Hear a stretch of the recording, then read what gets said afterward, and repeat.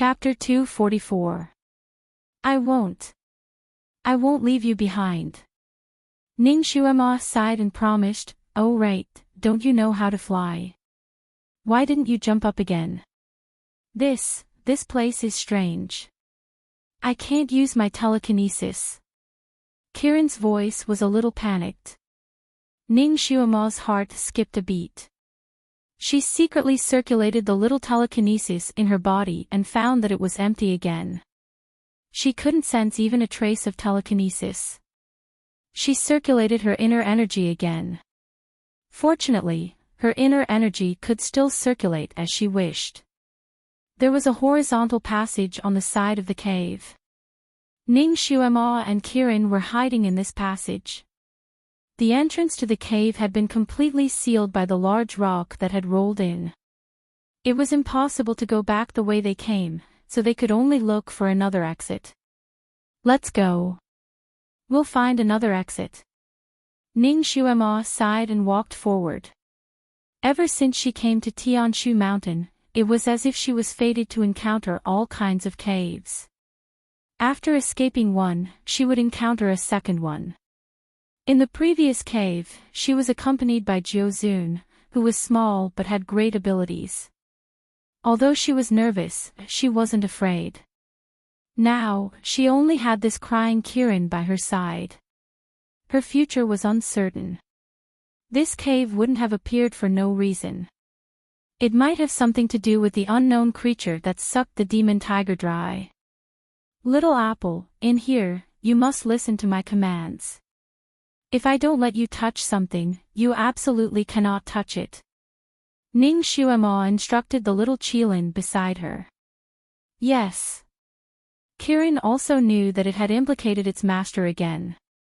It felt very guilty and didn't dare to raise its head. If you don't want to implicate your friends, think of a way to make yourself stronger. Become a real divine beast. Ning Xuema's voice was faint. Kirin's expression was too transparent. All its thoughts were written on its face. Ning Xuema naturally saw it clearly. Kirin raised its head and clenched its little paws on the ground. "I want to become stronger," it told itself in its heart. It wanted to become a divine beast that could protect its master at all times, and not let its master protect it all the time. It took a few steps forward and rushed ahead. "Master, I'll scout the way. My nose is very sensitive." Its nose was the most sensitive. If there was any danger ahead, it would be able to sense it in advance. "Okay, I'll leave the scouting to you." Ning Xuema agreed readily. She had to train Kirin's sense of responsibility. Kirin seemed to have grown up a lot. He was still afraid, but fear could not solve any problems. He had to overcome his fear. This passageway was crooked and crooked, going up and down at times. It was not easy to walk. Fortunately, there were no other dangers. The man and the beast didn't encounter any attacks along the way. It was too peaceful for them to reach the end of the road. There was a tall jade door at the end. The jade was white marble with intricate patterns engraved on it, emitting a faint white light. Could this be the tomb of some noble? Ning Xuema looked at the door and pondered. She felt that the door looked like the door of a tomb. She recalled the terrain of the 8th summit. As she had just arrived at the 8th summit not long ago, she did not have the time to observe anything. She only vaguely felt that this place was a trap. It shouldn't be a good cave. Moreover, the 8th summit was so dangerous. It was not easy to build a tomb here. The craftsman who built the tomb had to have a high level of telekinesis to reach the 8th summit, therefore, the possibility of this place being a tomb was not high. Then, what was this door for? "Master, should we break open this stone door?" Chapter 245. Ning Xuema nodded. "Of course we have to open it. But we can't knock into it. I'm afraid there's a trap." "Wait a minute. Let me take a look." They had no other way out, so they had to open the jade door first. There was indeed a trap on the jade door. Fortunately, Ning Xuema was an expert when it came to traps. She touched and knocked on the jade door and pressed it with her finger from time to time. After a while, there was a rumbling sound, and the jade door automatically opened to both sides. Candlelight instantly flowed out. The moment the jade door opened, Ning Xuema pulled Kirin to hide in a corner. They stood in a place that was easy to defend and hard to attack. They were guarding against any sneak attacks from inside. The moment she saw the candlelight, she was slightly stunned. How could there be candlelight in this place? She held her breath and waited for a moment. The candlelight was warm, and nothing scary jumped out. Only then did she try to enter the jade door with the little Qilin. However, after she saw everything inside, she was stunned. Inside the jade door was a hole. There were candlesticks on both sides of the hole. There was black grease in the candlesticks, and a wick was lying in the grease. Only a small part of the wick was burning with a faint yellow flame. Ning Xuema looked at the grease and knew that it was the legendary Sharkman's lamp that would not be extinguished for thousands of years. The decoration of the hall was very simple. There was no table or chair. There was only a cloud bed in the middle of the hall, and on the cloud bed was a translucent coffin. Ning Xuema couldn't help but sigh when she saw the coffin. It turned out that this was a tomb. However, the structure of this tomb was too simple.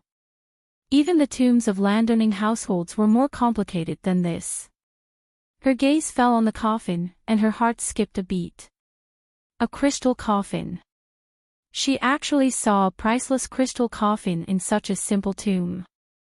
The crystal coffin was also engraved with complicated patterns. The patterns were a little strange, like groups of yin and yang fishes intertwined together. Ning Xuema had never seen such patterns before. He could only faintly feel that this pattern had an ancient and mysterious aura. A chain as thick as a finger extended from each of the four corners of the coffin and the center of the coffin lid. The chains also seemed to be carved out of crystal. They were sparkling and translucent, and there were also patterns on them. The patterns were like small gourds, and they extended all the way to the top of the hole. At first glance, the chain seemed to be locking the lid of the coffin, but what could such a thin chain lock? Ning Xuema believed that even with her strength, she would be able to break the chain with just 2 fingers. So this is actually a decoration, right? Decorating the crystal coffin. Her gaze fell on the crystal coffin again. Through the translucent crystal coffin, one could see a person lying inside. It was a person with black hair and red clothes. The light in the hall came from 8 different directions and shone on the crystal coffin, making it look even more bizarre. It made it impossible to see the true face of the person inside the coffin. Kirin had become a lot more cautious after getting into trouble. It slowly moved closer and looked at the person inside the coffin. It exclaimed in surprise, "Is this person sealed inside alive?" The person inside the coffin raised both of his arms and placed his hands on the lid of the crystal coffin, as if he was trying to open the lid and sit up. However, it was obviously futile.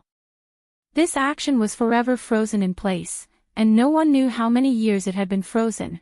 When Ning Xuema first entered the passage outside, she could still feel an inexplicable murderous aura. However, after entering the hall, the murderous aura obviously disappeared. Chapter 246. This was clearly a cold underground tomb, but she actually felt a trace of inexplicable warmth in this hall. She slowly walked forward and carefully looked at the person in the coffin. Her heart skipped a beat. This time, she finally saw the face of the person in the coffin. It was a man. Moreover, it was an extremely handsome man. His skin was like jade, his eyebrows were like a painting, slanted to his temples, his eyes were closed, his eyelashes were curled, his nose was high, and his light red lips were slightly pursed. His lying posture was very peaceful, not like he was dead, but like he was sleeping soundly. It seemed that as long as he gently patted the coffin lid, he would be able to sit up and talk to someone. And beside him, there was a water blue guqin. The body of the guqin seemed to be made of jade. Under the reflection of the candlelight outside the coffin, it flashed with a wave-like luster. It also reflected the person in the coffin as if he was lying in water, his body rippling. Kiran's eyes lit up. Black Wave Guqin. This is the Black Wave Guqin. Ning Xuema's heart skipped a beat. She had heard of this Black Wave Guqin before. It was like the 8 great divine weapons in the myths and legends of her time. This Black Wave Guqin was one of the 10 great divine weapons in the ancient legends of this era. Its effect was a bit like the Fushi Guqin. It was said that it could be used to cultivate one's mind, but it could also be used as a weapon to kill people. When it was played normally, the sound was like the sound of nature, and birds and beasts could dance to the sound of the guqin. And once special skills were used, every note played would be a hidden weapon that could kill people. It could raise a mountain to the ground while talking and laughing. It was also said that if the person playing the guqin reached the peak, they could attract the water of the underworld, drown everything in the world, and turn the entire earth into a vast ocean. It was said that this Black Wave Guqin was once a treasure of the immortal world. Later, it fell into the hands of the demon ancestor and became the tool that the demon ancestor used to destroy the world. Like many myths and legends, evil could not prevail over good. The demon ancestor who wanted to destroy the world was eliminated by the immortals, and the Black Wave Guqin was also annihilated without a trace. Of course, these were all fragments of legends recorded in ancient books. Any legend would be greatly discounted, and most of them were exaggerated. So Ning Xuema always had the attitude of looking at these legends and did not believe them at all. He thought it was just a story written by some ancestor to fool the later generations. Just like those mythical characters in China's ancient legends, who would believe that these people really existed. He just didn't expect that the zither in the myths and legends would actually appear here. She looked at the guqin from top to bottom. This thing can attract the water of the netherworld when played. Bullshit. Perhaps there was some psychokinesis in the zither, and it could be used as a weapon to kill people. Thus, some people started to make it sound like a legend. However, since this zither was said to be so awesome, it must be a good treasure. She also happened to like playing the zither. If she could get this thing out and bring it back, it would be a worthwhile trip. He had narrowly escaped death in the Heavenly Book Mountain for so long, but he had yet to obtain anything good. What a waste. Kiran was also very happy. It was regretting that it had caused its master to fall into this place. Now that it saw this treasure, it immediately became excited and urged, "Master, you have to find a way to get this zither back. It will definitely become a magic weapon that you carry around with you.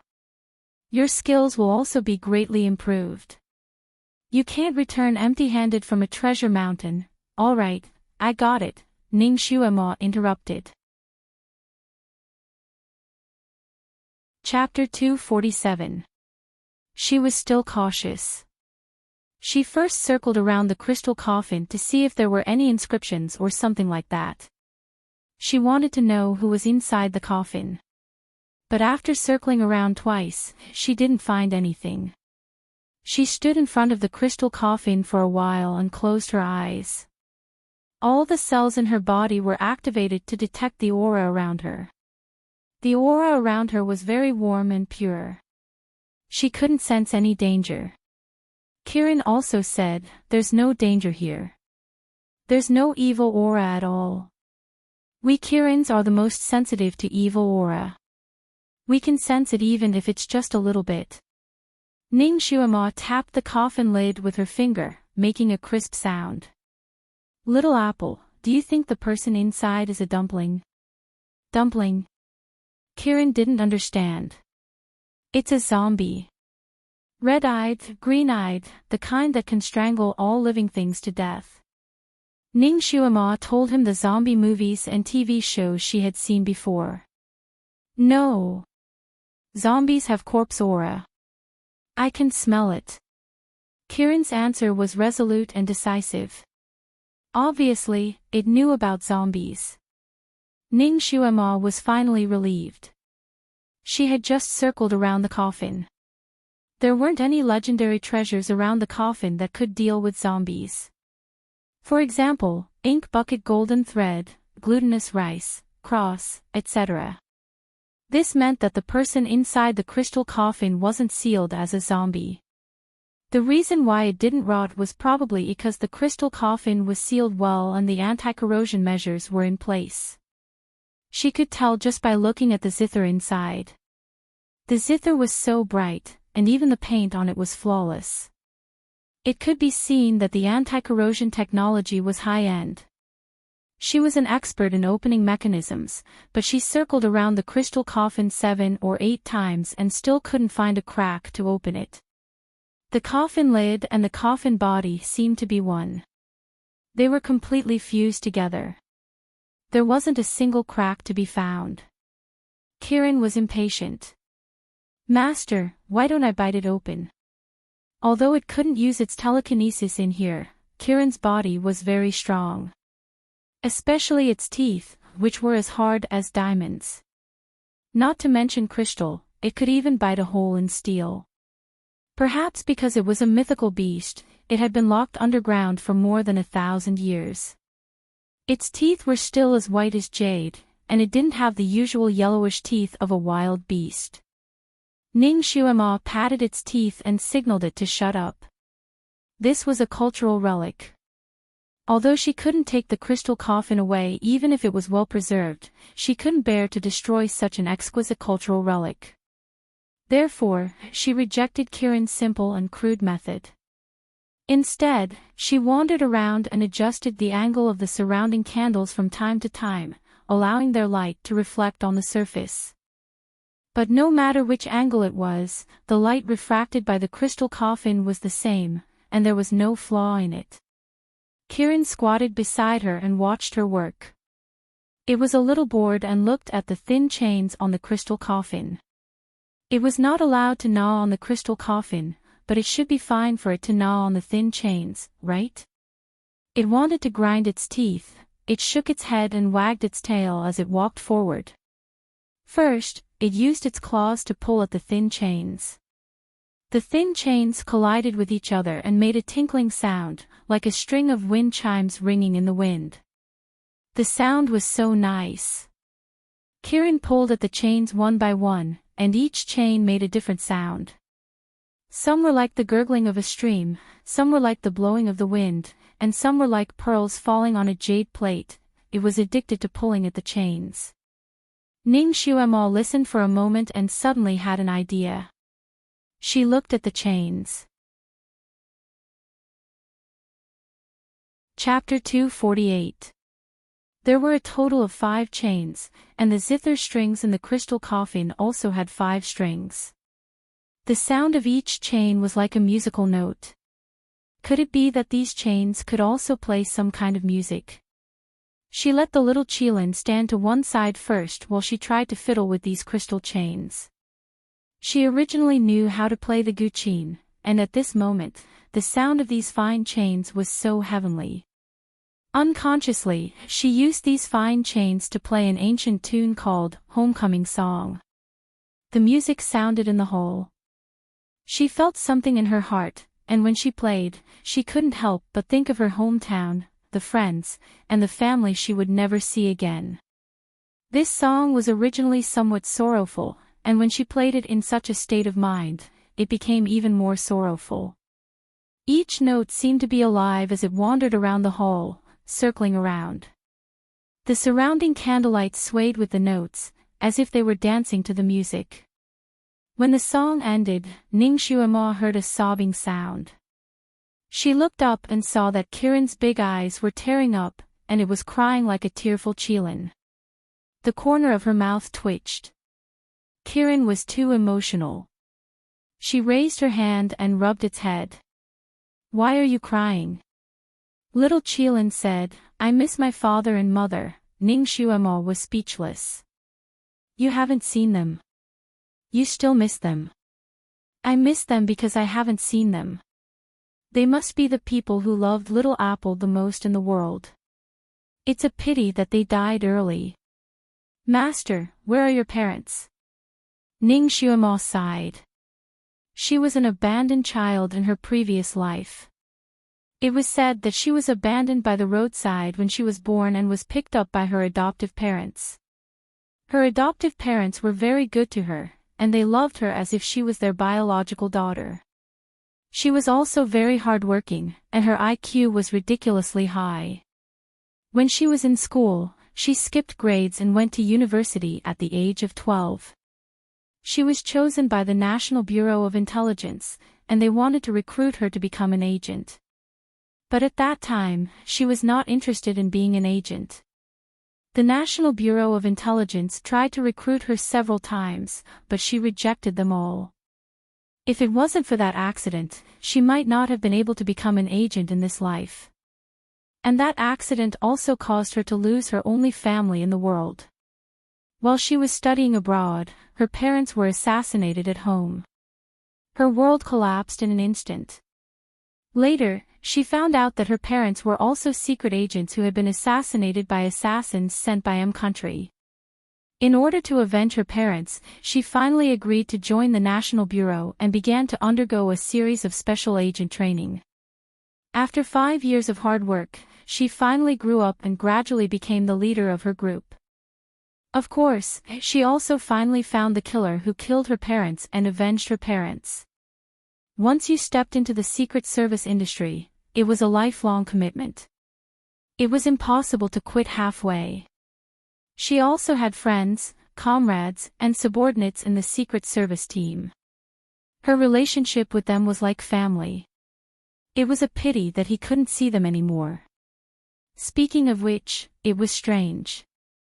In those transmigration novels, most of the protagonists had transmigrated by accident, but she had transmigrated in her sleep.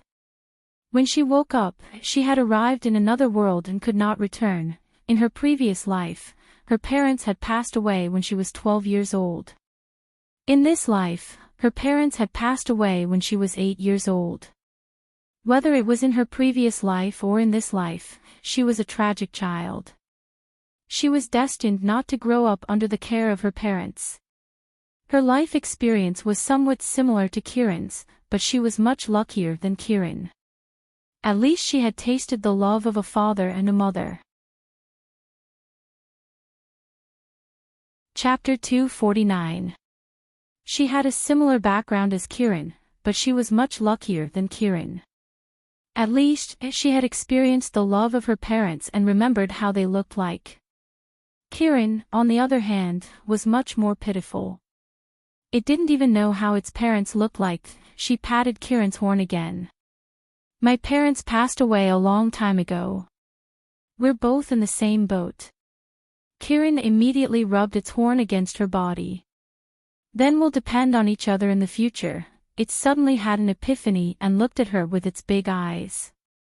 Master, why don't you be my mother? Ning Xuemo was speechless. She was shocked. Little Apple, I'm only 13 years old this year. How about you? You're more than 2,000 years old. Although you look young, you can't just call me your mother. I feel scared when you call me sister. Kirin lowered its head. I know, but I always feel that you look like my mother. I want to be close to you. Ning Xuemo waved her hand. Little Apple, you're wrong. I'm a pure human. I don't have any Kirin blood. I won't look like your mother no matter what. Even in my previous life, my soul doesn't belong to this era. Even if there was a previous life, it would be in our era.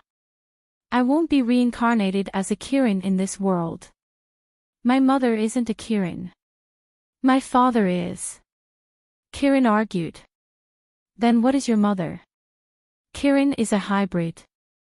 I don't know. Kirin shook its head sadly. I don't know. My people are very secretive about my mother. They only say that she's an evil woman. But I believe that my mother is a good person. She's definitely not a bad person. In the eyes of a child, parents were naturally the best people. They couldn't tolerate others saying anything bad about them. So Kirin was the same. It would fight with anyone who said anything bad about its mother. It didn't have any playmates in the entire Kirin tribe. In the end, it was chased out. Ning Shuama understood its feelings very well, so she stroked its horn to comfort it. She looked at the crystal chains again and nodded with a sigh. The person who made this crystal coffin was also an elegant person. I didn't expect that these chains could play music. There are cracks on the coffin lid. She carefully observed the crack. The shape of the crack was like a tree with twigs and leaves. Could it be that the mechanism was on this tree? Ning Shuama lowered her head to study the tree again. All her attention was on the coffin lid. She didn't notice that the eyelashes of the red-clothed man who had been lying quietly in the coffin fluttered slightly, like the fluttering wings of a butterfly. Ning Shuama's fingers were caressing the tree, while the red-clothed man's palm was also pressing against the tree. Separated by the nearly transparent coffin lid, the two people's palms overlapped from time to time. Ning Shuama naturally noticed the pair of hands as well. The fingers on the pair of hands were slender and perfectly curved. Under the contrast of the crystal, they were as sparkling and translucent as mud and fat jade. It was a pair of beautiful hands. In her era, these hands could be used as a hand model. Oh, this person was also very good-looking. He was a standard little fresh meat with picturesque features. It was hard to tell if he was a man or a woman. If Ning Shuama didn't see his Adam's apple and his tall and straight figure, she would probably think that he was a beauty too. This person must have been a demon who brought disaster to the country when he was alive, right? With such a beautiful appearance, who knew how many young girls' hearts were tied to the corner of his robe? TSK, it's a pity to die here at such a young age. Chapter 250. She looked at the guqin again, and a thought suddenly came to her mind. She blurted out, could this person be the legendary demon ancestor? Kirin's body trembled. No, it can't be, right? How could the demon ancestor be buried in such a desolate place? This tomb was too simple and crude. Ning Shuama tried her best to search for information about the demon ancestor in her mind, but the information she saw was pitifully little. This demon ancestor was said to be quite mysterious, and no one knew whether it was a man or a woman. The records about him or her were only a few words, and his or her face was very vague. She only heard that he or she liked luxury, and the place where he or she lived was beautifully decorated. If he or she died, the tomb would definitely be filled with jewelry, and it would not be as simple as it was now. If he or she was buried by an enemy in a hurry, there would definitely not be such a precious guqin placed beside him or her. Moreover, this crystal coffin was also a priceless item, and the carvings on it were so lifelike. It was not something that could be done overnight. Looking at his gentle and serene face, it did not look like he or she was sealed, but was solemnly buried. If that was the case, the person in the coffin should not be the demon ancestor. She studied the pattern that had just cracked for a long time. She tried several methods, but they were all in vain. Little Qilin was a little impatient. They had already stayed here for no less than 6 hours. It really wanted to go out and breathe some fresh air. Speaking of which, it had not had enough fun yet. It was bored, so it began to wander around the hall, trying to find a hole to go out. But after wandering around for a long time, it could not find any exit. It looked at the thin chains again.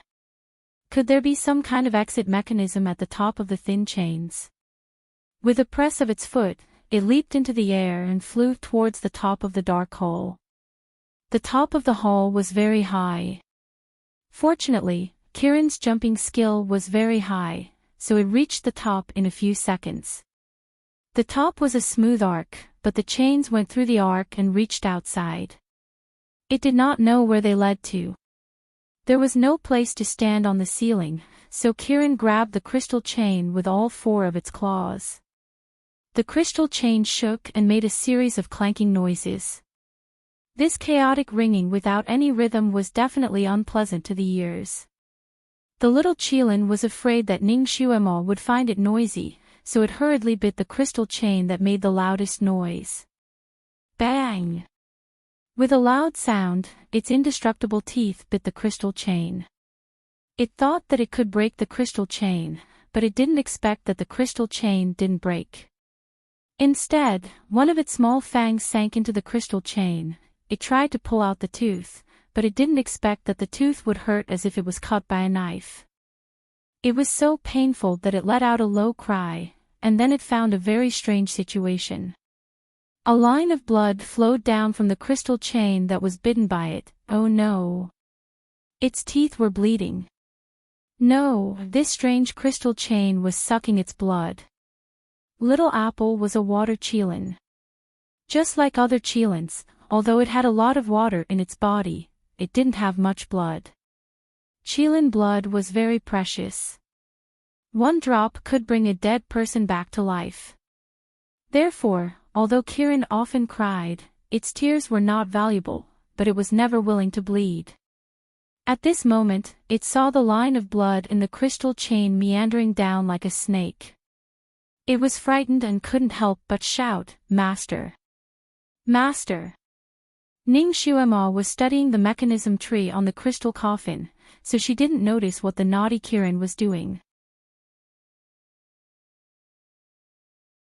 Chapter 251. It jumped up and shook the crystal chain. Lin Sanjiu thought it was just being naughty and ignored it. Suddenly, Lin Sanjiu heard Kieran's cry.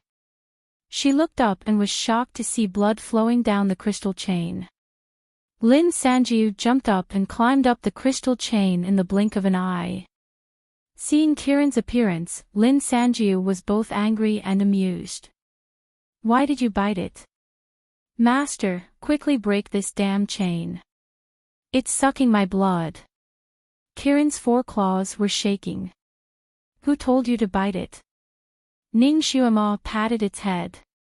Kieran was too naughty. She should teach it a lesson first. Needless to say, its teeth were broken when it bit the crystal chain. Lin Sanjiu didn't expect the crystal chain to be hollow. If blood flowed down, it would definitely flow down. Lin Sanjiu was not surprised. "Master, it's really sucking my blood. My own blood won't flow out so fast. I can feel it sucking. Boo-hoo, I'm going to die." Kieran cried again. One of its teeth was stuck, so it couldn't speak properly. In fact, Ning Xuema had already taken out the dagger. Although the crystal chain was also a cultural relic, it was related to Kieran's safety. She couldn't care less about it. Lin Sanjiu used all her strength to cut the crystal chain with the dagger. Clang! Ning Xuema's dagger, which contained all her strength, didn't cut the crystal chain. Instead, it bounced back and numbed her entire arm. Crystals were not particularly hard. They would break into several pieces when dropped to the ground, and would shatter upon impact. Ning Xuema's slash could even cut through steel in an instant, yet she didn't expect that it would be useless against this thin crystal chain. The little Qilin was shaken, causing it to cry out in pain. The blood flowed even faster. Ning Xuema could only stare blankly as the blood reached the crystal coffin. It seeped into the cracks on the lid and faintly seeped into the palms of the person inside the coffin. This coffin was strange. Or rather, the person in the coffin was strange. Could there be a sealed vampire inside? Help! Master! I'm going to die. Kieran's body trembled even more, and he could barely hold on to the chains with his limbs. If it continued to bleed like this, it would bleed to death within a quarter of an hour. Ning Xuema made a prompt decision. Little apple, bear with it. She stabbed the knife into Kirin's gums and pried it open. Amidst Kirin's screams, the troublesome tooth was pulled out by her. The moment the tooth left Kirin's mouth, Kirin's bleeding finally stopped. Not a single drop of blood flowed out. My tooth. Kirin's heart ached as she looked at her tooth embedded in the crystal chain. If you lose your teeth, they'll grow back. If they don't grow back, I'll get you a fake tooth when I get back. We can't stay here any longer. Let's go. Ning Xuema patted Kirin's head and jumped down. Kirin didn't dare to delay and jumped down as well. The moment they landed, they heard a cracking sound from the crystal coffin. The tree pattern on the coffin was completely dyed red by Kirin's blood, and the side of the coffin lid suddenly split open. Then, the lid of the coffin slid to the side as if it was pushed by an invisible hand. The red-clothed, black-haired man in the coffin slowly sat up. Did he come back to life? The scales on Kirin's body almost stood up. Ning Xuema also held the dagger in her hand tightly and was ready to fight. She began to consider if she should pounce on him and stab him. Chapter 252. The man in red slowly opened his eyes. Ning Xuema's heart skipped a beat. This man's eyeballs were actually a deep jade color, like a jade wave, rippling with light. Finally, you're out. The man stretched his arms, then closed his eyes slightly, as if he was sensing something, and sighed softly. The air outside is so fresh. His voice was like a breeze, like a flowing spring, like a flower gently floating on the water, like the gentle call of a lark in the valley, indescribably gentle and appropriate. We saved you. Kirin opened her mouth to take credit. The man's voice was too gentle and magnetic, making people feel that he was easy to talk to. Oh, really? That's great. The man's eyes finally fell on the woman and the beast. He slowly got up from the coffin, slowly stepped out, his movements graceful like a poem. His red clothes were like the rays of the sun on the horizon. There was no wind in the hall, but his red clothes fluttered with his movements. You will repay us, right? Kirin asked again. Such a man was as warm as the spring breeze in March, making people feel no hostility towards him. Therefore, Kirin's conditions were very smooth. Of course. The man in red smiled like a blooming flower, slowly blooming in the spring breeze. I can let you choose how you want to die. Kirin, its eyes widened. Are you kidding me? We're the ones who saved you. You want to kill us? The man in red's eyes were like spring water as he stared at Kirin. It's because you saved me that I let you make your own choice. You can choose a less painful way to die. Otherwise, why would I talk so much nonsense with you? Kirin, it was going crazy with anger. You repay kindness with ingratitude. You pervert. You want to kill your savior. The man in red stretched out his 10 fingers like spring onions, as if he wanted to pat Kirin's head. Little thing, a savior is meant to be killed. Don't tell me you want her to use this to threaten you. Kirin did not dare to let him hit her. Kirin jumped 3 feet to the side, trying to avoid the man's palm. However, the man did not move, but his arm grew 3 feet out of thin air and hit Kirin's head. Kirin shuddered. Her hand, which looked so tender and soft, was actually as cold as ice. Fortunately, the man only patted Kirin lightly. Apart from the cold, he did not cause any other harm to Kirin. However, what he said at the end made Kirin's worldview crumble. It arched its body and assumed an attacking posture. I won't let you kill us. It's not certain who will kill who. It bared its fangs threateningly, and all the scales on its body stood up. Oh, looks like you've chosen to fight to the death. Good, you have some backbone. The red-robed man smiled, and his 10 fingers slowly curled. Are you the demon ancestor? Ning Xuema finally spoke. Her voice was indifferent and cold, as if she was not surprised that he would repay kindness with ingratitude. The red-robed man's gaze finally fell on Ning Xuema, and he sized her up. Your dying wish is to know who I am? Ning Xuema smiled slightly.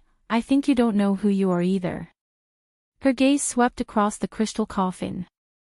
The crystal coffin was still intact, but one side of the coffin lid had been lifted. It looked a little like a damaged piece of art. Chapter 253. A dark light flashed across the man's eyes. Why do you think so? His eyes became even more focused, like sparkling waves that could drown a person in them. Ning Xuema smiled lazily. Then can you tell me who you are? I am. The man in red choked slightly, then smiled. I was almost tricked by a little girl like you. Why should I tell you who I am? His eyes turned again. However, if this is your dying request, I can tell you. Ning Xuema shook her head. I have no interest in who you are. That's a pity. The man shook his head. Then I'll have to let you choose how you want to die. Although we saved you, we don't need you to repay us. We can mind our own business and pretend that we don't know each other. How about that? Ning Xuema stated her request. This man was obviously not an ordinary person. Although he had a smile on his face, the powerful aura that he exuded was extremely shocking. At first glance, it was obvious that he was a ruthless character who could kill millions of soldiers with a smile.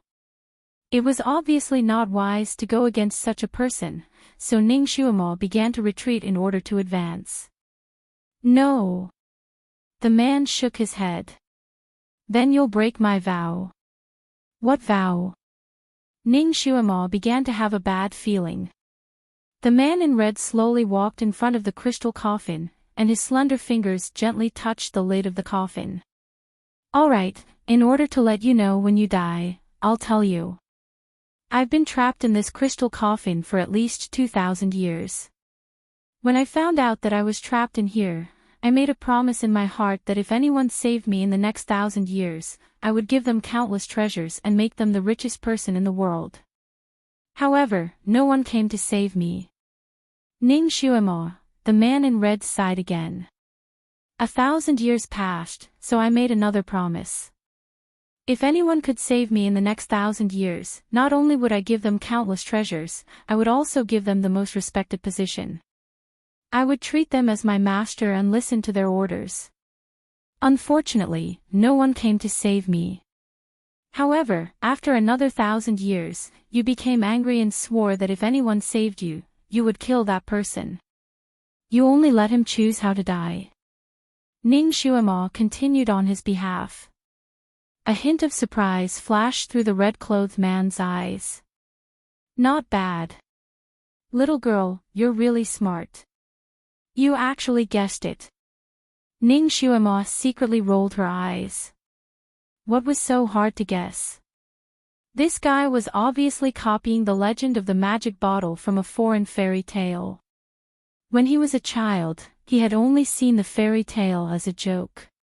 He had never thought that he would actually meet one after coming to this world. Was it true that fairy tales came from real life? Since you've already guessed it, it saves me a lot of effort. Now, you can choose how you want to die. You should know that I will never go back on my oath. The red-clothed man lazily leaned against the crystal coffin and looked at Ning Xuema as if he was looking at a dead person.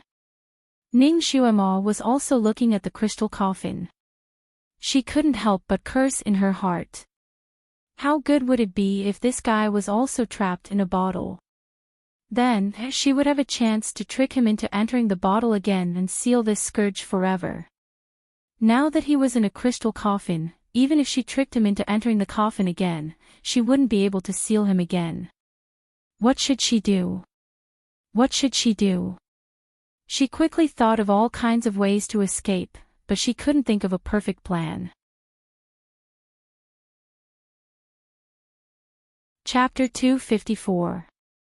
Kirin was furious. This is the first time I've heard of someone making such an oath. However, it won't be easy for you to kill us. We still don't know who will die in whose hands. It charged towards the red-clothed man. Ning Xuema's heart was startled. The red-clothed man kept talking nonsense without any intention of attacking because he was trying to figure out their real strength. Kirin's move had exposed his true strength. They were in trouble. In the time it took for her to think, the red-clothed man didn't dodge the little Chilin's attack. Instead, he lifted his sleeve slightly, and a pale golden light shot out from his palm. It went straight for the little Chilin's head. The moment it got close to the little Chilin, the pale golden light transformed into a sharp sword. Why couldn't she and Kirin use their telekinesis, but this man could? It was not fair. Ning Xuema shouted, "Dodge to the right." At the same time, the dagger in her hand flew out like a bolt of lightning, directly colliding with the pale golden phantom sword. Chi! With a soft sound, Ning Xuema's indestructible dagger turned into powder and scattered all over the ground. Her dagger! Ning Xuema furrowed her thin brows in pain. Fortunately, Kirin blocked the faint golden sword because of her move. It was able to dodge in time and its head was not cut open. Ning Xuema's dagger wasn't able to completely block the light golden sword's attack. After the light shattered Ning Xuema's dagger, it didn't lose any momentum and continued to strike the stone wall where the little Chilin was standing. Boom! With a loud sound, half of the stone wall collapsed and countless rocks rolled down. The sound was shocking. The little Chilin shuddered. If it was not for Ning Xuema's reminder, the sword would have hit its head. It was afraid that the man did not need to make another move. It would have been cut in half and died here. This man just casually made a move, but it was so powerful. No wonder he was so arrogant and asked them to choose how to die. Could he really be the legendary demon ancestor? Kirin took 2 steps back, not daring to attack blindly. It tried to activate the psychokinesis in its body. Damn it! He still couldn't use any of it. It seemed that it and its master were doomed today. If it had known earlier, it wouldn't have urged its master to get that Guqin. Kirin was filled with regret. Little girl, you're quite capable. You were actually able to block my attack. The man looked at Ning Xuema and smiled elegantly. I'm a little reluctant to kill you. Since you can't bear to, then just don't kill him. Ning Xuema also smiled. In fact, she was not sure, but on the surface, she remained calm and did not show any signs of fear or nervousness. That won't do. I've always been a man of my word. The red-robed man shook his head. His tone was gentle, as if he was also helpless. So you're saying that you must make a move against us today? Ning Xuema simply sat down on a large rock and looked at him with a smile. His attitude was even more relaxed and calm, as if he had a card up his sleeve. I'm afraid so. The red-robed man sighed. His eyes turned slightly, looking at her and then at Kirin. I swore to kill the person who saved me. If it's one of you, then I can only kill one of you. Ning Xuema and Kirin's hearts skipped a beat. The man smiled brightly like a blooming flower. Tell me, who saved me? Chapter 255. Kirin was stunned. It opened its mouth as if it wanted to say something, but Ning Xuema gently patted its head, signaling it to shut up. The little Chilin was actually obedient. Sure enough, it shut its mouth and stared at Ning Xuema. Ning Xuema looked at the red-clothed man. Your Excellency's thoughts are quite sinister. Do you want us to kill each other? Sigh, to think that a little girl like you would see through it. The red-clothed man smiled gently, but I am a man of my word. I can only kill one of you. But the condition is that you have to kill the person who saved me. I can give the one who has left behind countless treasures so that he or she can live a peaceful and comfortable life. This red-clothed man was very vicious. However, this tactic of sowing discord was used so openly that no one could find a reason to refute it even if they wanted to. The little Qilin glanced at Ning Xuema and inwardly took a deep breath. Suddenly, it stuck out its chest and took 2 steps forward. It was me who saved you. It has nothing to do with my master. Master, come and kill me. Ning Xuema was stunned. She didn't expect Kirin, who was always afraid of death and loved to cry, to have such courage. The red-clothed man looked up and smiled. What a loyal Kirin. You really made me look at you in a new light. Tell me, how did you save me? Kirin proudly said, it was my blood that seeped into your broken crystal chain. Then, my blood opened the mechanism on the coffin lid. That's why you were able to jump out. Oh, the Kirin's blood is indeed one of the conditions to open my seal. The red-clothed man nodded, but, as far as I know, there is another condition to open the seal. That is, you need to use the heaven-locking chain to play a beautiful song. Then, the Kirin's blood will appear on the coffin lid. Was it you who used the chain to play the song? Kirin was stunned. It turned out that it was so troublesome to open the seal. And they had bumped into the right person. It also threw caution to the wind. Yes, it was me who used this broken chain to play the song. I didn't know it had this function. It was the one who messed with the chain to make the song, so it didn't think it was lying. The red-clothed man shook his head and looked at Ning Xuema. Little girl, what do you think? Ning Xuema smiled and asked, do you believe what it said? Of course not. The red-clothed man shook his head. And slowly looked at Kirin's claws. Its claws can't play music. Ning Xuema didn't say anything when the little Qilin jumped up. Nonsense. Who said I can't play it? Do you want me to play one song for you? It leaped up and scurried to the coffin lid, using its small claws to fiddle with the chains. Strangely enough, when the crystal coffin was sealed, each of these chains made a different sound. Now, however, there was a series of clanging sounds. It was purely the sound of crystals hitting each other. The red-clothed man shook his head. Little fool, once the seal is opened, the heaven-locking chain won't make any music. He seemed to have compromised. All right. I believe that you were the one who pulled out the song with your little paws. Since you want to die, I can't help it. Then, he looked at Ning Xuema. Little girl, you can kill it now. Ning Xuema slowly got up and looked at the red-clothed man. She opened her hands and sighed. Okay, as you wish. But my weapon was destroyed by you. I am empty-handed now. How can I kill it? Chapter 256. The little Qilin didn't expect Ning Xuema to agree so straightforwardly and was stunned for a moment. The man in red shook his head and said, Kirin, you are too naive. Humans have always been so cunning. They can sacrifice anyone for themselves, not to mention that you are only her pet. It is natural for her to sacrifice you. Do you feel like a fool now? Kirin closed its mouth and did not speak again. The man in red glanced at it again and said, however, if you want to go back on your words, I will give you another chance. As long as you say that she saved me, I will let you go. You don't have to worry about the 10-year contract. As long as you agree to kill her, I will naturally break the contract for you.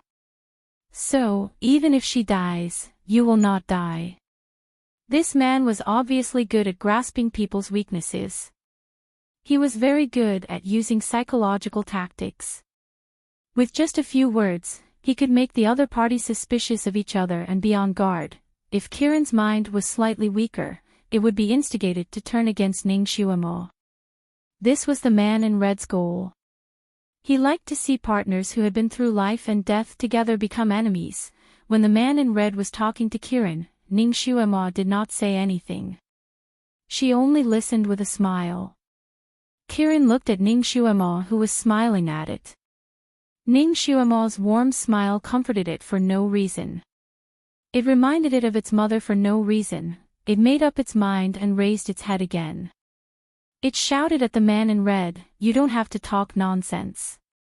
"It was done by young master, it was done by young master.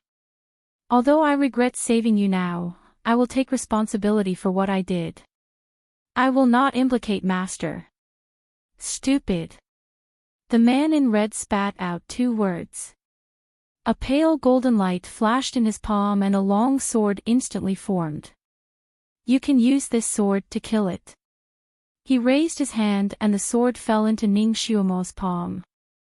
The sword was unexpectedly heavy. Ning Xuemo staggered and almost fell under the weight of the sword. She hurriedly used the tip of her sword to prop herself up. A trace of disdain flashed through the red-clothed man's eyes. It seemed that this human girl didn't have much ability. She was suppressed to this extent by a single sword. His sword weighed at least 50 kilograms. Ning Xuemo had to lift it twice before she could barely lift it. She flicked the blade of the sword with her finger. The sword buzzed, and the air in the hall seemed to vibrate. "Good sword," Ning Xuemo praised. She raised her head and asked the man, "If I kill it, will you really let me go?" "Of course." The man smiled, but there was a hint of mockery in his smile. "Although you humans like to go back on your words, we won't." "Then are you a devil or a demon?" Ning Xuemo raised her head and asked. "That's none of your business." The red-robed man's face darkened. "If you want to make a move, then make it quick. I hate dawdling people the most." Ning Xuemo sighed and looked at Kirin. "Little apple, I'm sorry. I have to kill you today. However, on account of your loyalty to me, I can let you die in a place closer to your favorite zither." She approached Kirin step by step. Kirin subconsciously stepped back toward the crystal coffin. The red-clothed man crossed his arms and leaned against the crystal coffin. A trace of passion flashed through his eyes. His favorite scene of killing each other was about to happen. "Little apple, watch out for my sword," Ning Xuemo shouted. She raised her sword and stabbed it toward Kirin's chest. Chapter 257. Kirin subconsciously retreated to the left. Suddenly, it pounced towards the red-clothed man who was standing on its left with his arms crossed. The sword in Ning Xuemo's hand was also like a shooting star. It turned in the middle and directly flew towards the red-clothed man's chest. Her movements were very skillful, without any of the sluggishness she had shown earlier. Sharp, straightforward, crafty, and as fast as lightning. Even the best sword-wielding expert would not be able to pull off such a move. The red-clothed man's face slightly changed when he was suddenly attacked. He obviously did not expect that this human and beast would dare to play tricks under his nose. Kirin's claw was aimed at his lower body, while Ning Xuemo's attack was aimed at his upper body. In the blink of an eye, all of his escape routes had been sealed off by this human and beast. He really was a character. His body spun around, and 2 snow-white fingers shot out like lightning towards the treasured sword that was rushing towards him. Ning Xuemo's thunderous attack was actually easily neutralized by him. The light golden sword was caught by him midway and stopped abruptly. At the same time, he took advantage of the situation and kicked out, aiming at Kirin's nose. Who would have thought that Kirin's pounce was also a feint? Before it could reach the red-clothed man, its body rolled midway and avoided the red-clothed man's fatal kick. The red-clothed man waved his sleeve and held the light golden sword's hilt again. He sneered, "You want to scheme against me with just the two of you." Speaking up to this point, he suddenly paused. He subconsciously looked at his palm that was suddenly stinging with pain. Only then did he discover that there was a fine needle embedded in the hilt of his sword. The needle was extremely thin, but it was shining with a blue luster. Obviously, it was highly toxic. Dark green beads of blood were seeping out of his jade-white palm. He was poisoned. This sword originally belonged to him. People did not have much vigilance when it came to things that originally belonged to them. He really did not expect that this sword would be poisoned by Ning Xuema when it was in her hand for just a moment. He actually had his suspicions that Ning Xuema was hiding her strength when she was almost pressed down by the sword. She was deliberately showing it to him to lower his guard. But this little girl was really too young. She was only 11 or 12 years old and was also the most lowly human. She would not take the risk to play tricks when she had a chance to live. Although the red-clothed man had his suspicions, he did not have his guard up. He felt that even if this girl suddenly attacked him, with his skills, he would be able to block it. He could even turn the situation around in an instant and kill this girl. What he really did not expect was that this girl did not want to use a sword to hurt him, but using poison. What was even worse was that she still had a trick up her sleeve.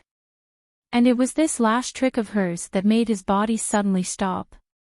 He did not dare to take another step forward. He only narrowed his eyes at the girl standing in the crystal coffin and asked, "What are you doing?" Ning Xuema also looked at him with a smile. The legendary black wave zither was held in her left arm. Her right hand was like a knife that was placed on the zither's strings. "What do you think?" "What would I do?" This little girl was even more cunning than a little fox. Her 3 moves were all linked together. Even an experienced person like him had fallen into her trap. The red-clothed man lowered his sleeves and looked at Ning Xuema with a faint flicker in his eyes. "You really are very smart. You actually made me fall into your trap." Chapter 258. However, your poison can only be used on ordinary people. It's not enough to deal with me. As he spoke, dark green blood droplets continuously dripped down from his sleeves. The blood droplets were dark green at first, but after a while, the color of the blood droplets became lighter and lighter. Gradually, the dark green color faded and returned to its original bright red color. It was obvious that although the man was poisoned, he had already forced the poison out of his body in the blink of an eye. Ning Xuema's eyebrows slightly jumped as she lightly smiled. "I originally didn't plan to poison you to death." However, in her heart, she cursed. Her poison needle could even take down a dinosaur, but she didn't expect that it would be useless against this red-clothed pervert. The red-clothed man forced the poison out of his body in the blink of an eye. He began to move forward step by step. "Then what are you planning to do?" "Stop." Ning Xuema blinked her eyes and pressed her palm on the zither. The zither's strings buzzed and made an ear-piercing sound as if it couldn't bear the burden. The man suddenly stopped and pursed his lips. "If you dare to hurt it, I will immediately cut you into pieces." Then obediently step back another 8 steps. "Let's have a good talk." Ning Xuema's palm didn't leave the zither's strings. She secretly sighed in relief. This red-clothed pervert really cared about this zither. She had made the right move. The red-clothed man was also straightforward. His body moved back 8 steps like flowing water. Sure enough, he moved back 8 steps. "What do you want to talk to me about?" "Let go of the zither first." Ning Xuema gently raised her palm and no longer pressed on the zither's strings. However, she didn't move her hand away. She just pressed it lightly. "Let's talk about the conditions again. Don't play tricks. You have already seen the power of my sword. Maybe it can't kill you, but it's more than enough to destroy this zither. The red-clothed man received her attack just now. He knew that the little girl was not lying. The little girl's power was much stronger than he expected. It was simply beyond his expectations. He slightly lowered his eyes and suddenly asked, "If your power is not psychokinesis, then what is it?" Ning Xuema curled her lips, no comment. Some things were more mysterious, the more scruples people would have. Naturally, it was better to keep her secret. What a cunning girl. The man in red didn't pursue the matter any further. He just looked at her and said, "Little girl, you're very smart. I admire you."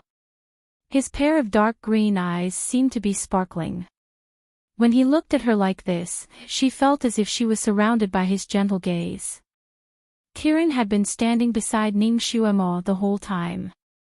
It was also staring at the man in red, fearing that he would make trouble for them. At this moment, when its eyes met with the man's, its mind suddenly went blank, and its body swayed.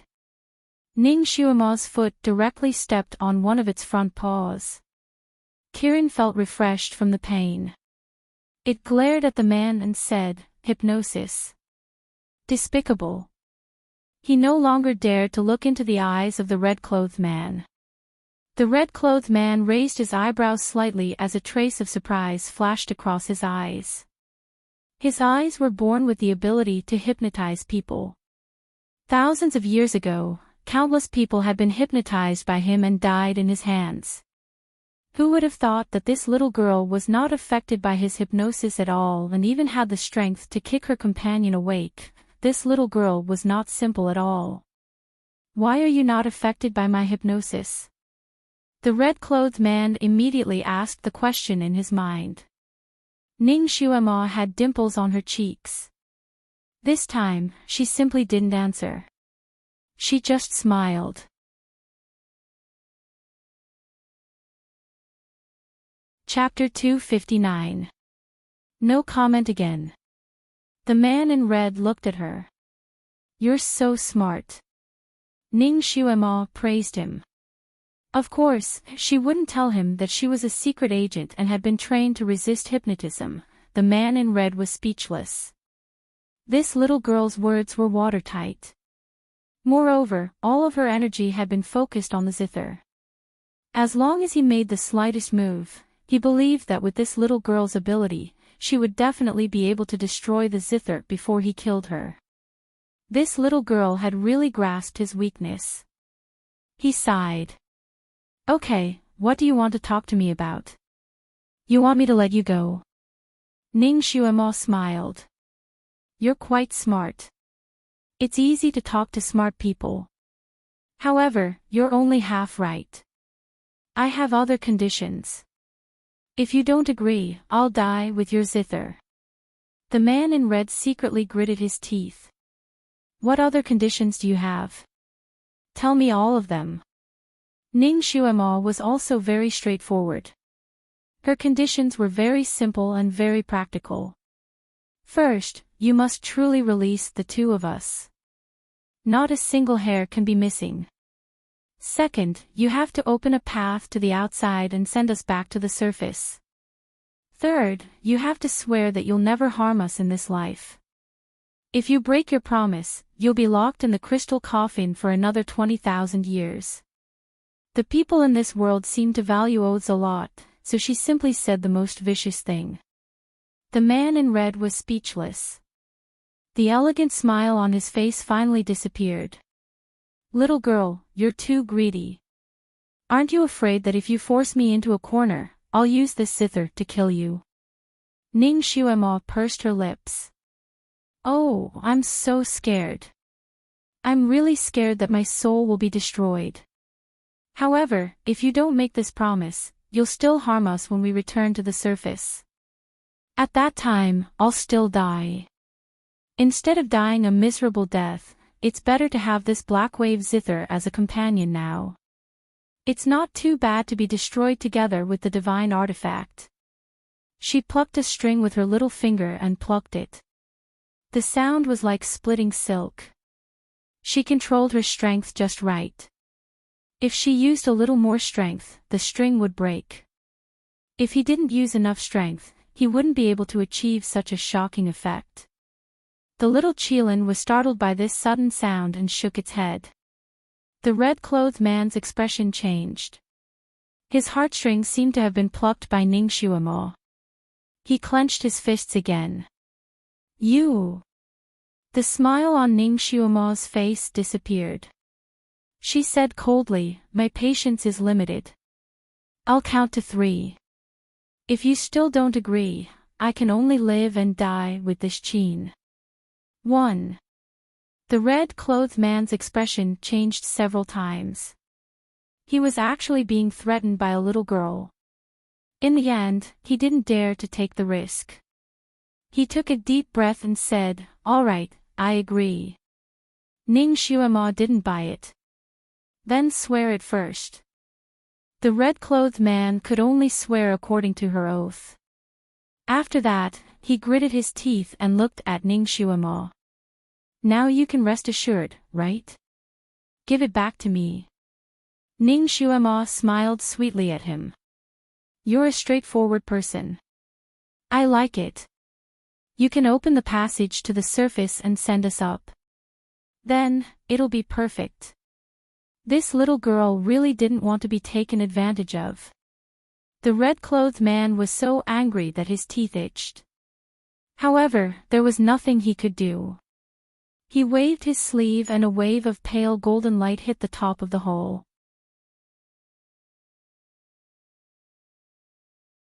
Chapter 260. Rumble. It was as if the heavens and the earth were falling apart, and a huge hole appeared in the ceiling of the hole.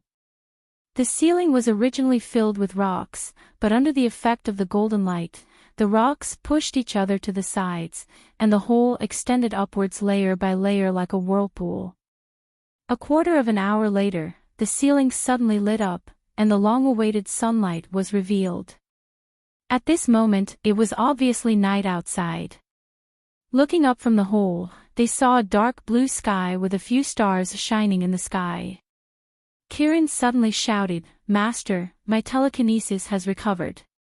His voice was full of excitement. Ning Xuemo nodded. She also felt that the telekinesis in her body had returned, and it was flowing slowly in her blood. Needless to say, there was a special magnetic field in this enclosed space. This magnetic field prevented outsiders like her and Kirin from using their telekinesis, but it did not hinder the man in red. It seemed like the person who sealed the red-robed man here was quite nice to him. Who was the one who sealed you in this coffin? Ning Xuemo suddenly asked him. The man in red glanced at her and gave her an ambiguous answer. Why don't you take a guess? How could she guess?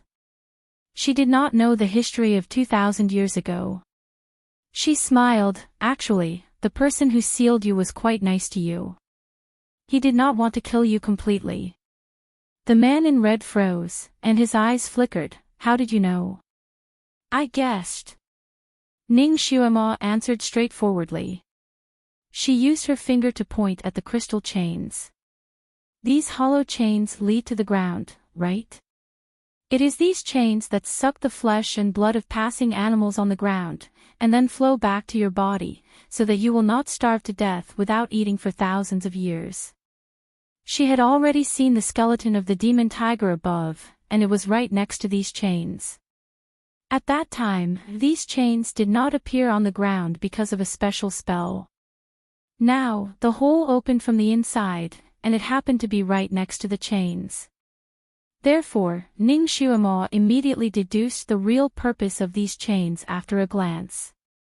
She also knew why the demon tiger was sucked dry in such a short time.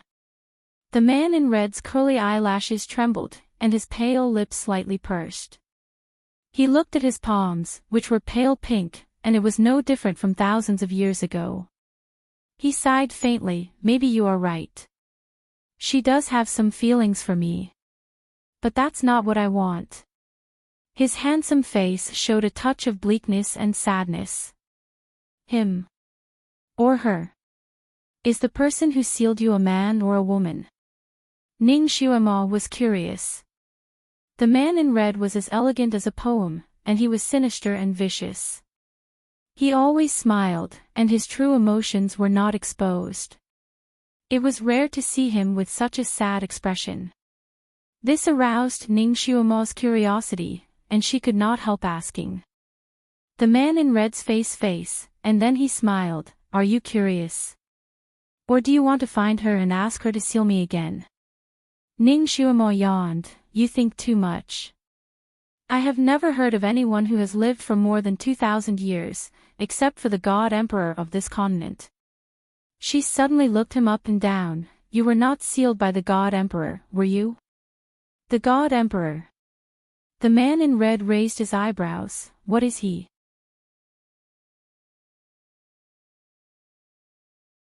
Chapter 261. Ning Xuema was speechless. From the man's words, she could infer that the one who sealed him was not the Dizun. Could there be someone even older than the Dizun?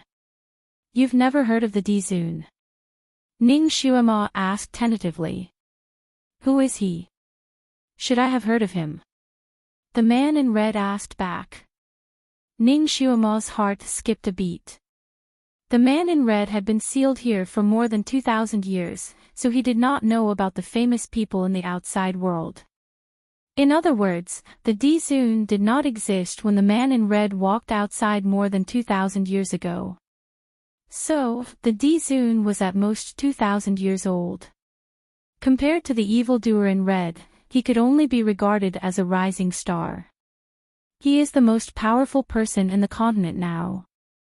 He is worshipped as a god by the people of various countries. Ning Xuema explained the Dizun in a few words. The man in red did not care. He smiled and said, I didn't expect you humans to cultivate to the heaven realm. Interesting. I'll go and meet him when I have time. Let's see how many moves this junior can withstand. Ning Xuema coughed. She did not expect to find a strong opponent for the Dizun with just a few words. However, the Dizun had been in a high position for too long. It was often said that it was lonely at the top. Just like Dugu Chobai, he could not find an opponent for many years.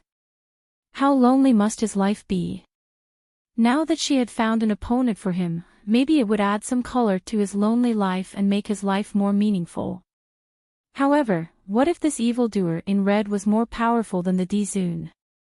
This guy looked very gentle, but in fact, he was a cruel and merciless scourge. Would he bring a rain of blood to this world? Then, she would have committed a great sin. Who was the one who sealed him away back then? She had never heard of anyone older than the Dizun. Could it be a hermit from somewhere? Ning Xuema felt that there must be many unknown hermits in this world. It was just like the Jianghu that she was familiar with in her time. Some people liked to be high profile and became heroes or gang leaders. There were also people who liked to be low-key and had real martial arts but never showed it in front of others. They were unknown in the Jianghu. For example, the sweeping monk in Demigods and Semi-Devils. Forget it. Things had already developed to this point. It was useless for her to regret. She could only take one step at a time. It's fate that we've conversed for so long. May I know your name? Ning Xuema wanted to find out his name so that she could go back and check his information. The red-clothed man raised his eyebrows and smiled gently, but his words were poisonous. Little girl, do you think you are qualified to know my name? It was obvious that he did not put Ning Xuema, a little human, in his eyes. Arrogant evildoer. Ning Xuema didn't want to talk nonsense with him anymore. She patted Kiran's shoulder and said, Little apple, let's go up. Then she jumped onto Kiran's back. Leave the black wave zither behind. The red-clothed man said coldly. I'll return it to you when we go up. Ning Xuema hugged the zither even tighter. Although the red-clothed evildoer had made a vow, Ning Xuema was still not at ease until she returned to the surface. If she returned the zither now, Who knew if he would cause trouble again? Little girl, you're very cautious. I hope you won't regret your decision after you go up. The red-clothed man smiled mysteriously. He crossed his arms and stood to the side, giving way to the passage. Do you want me to send you up, or do you want to go up by yourselves?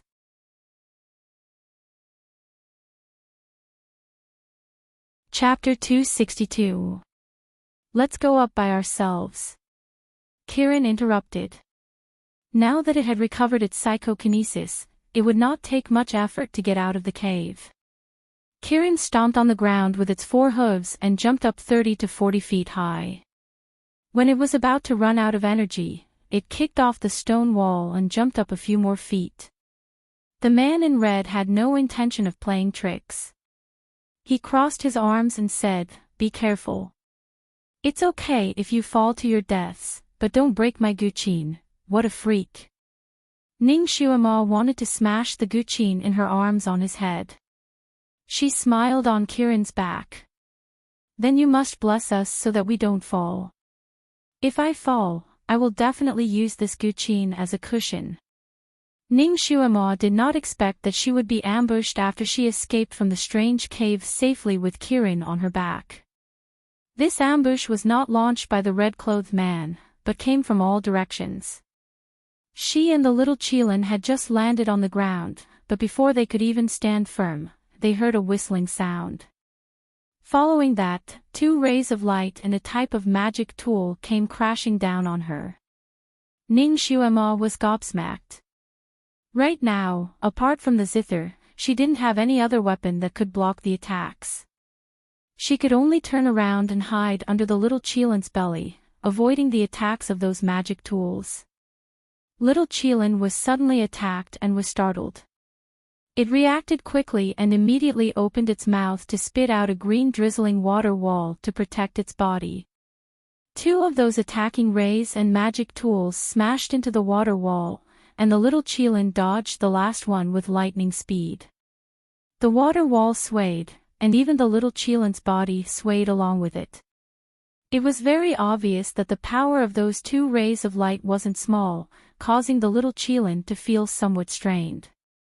The water wall shook and disappeared, revealing the figures of a man and a beast. Kirin. Kirin. It's really Kirin. Someone shouted in surprise and disbelief. Following the voice, 3 figures flew over from 3 directions and surrounded Ning Xuema and Kirin. Ning Xuema jumped up from under Kirin's stomach and finally saw the 3 people who ambushed her. Her heart skipped a beat. She recognized one of them. One of them was wearing white clothes and a white skirt.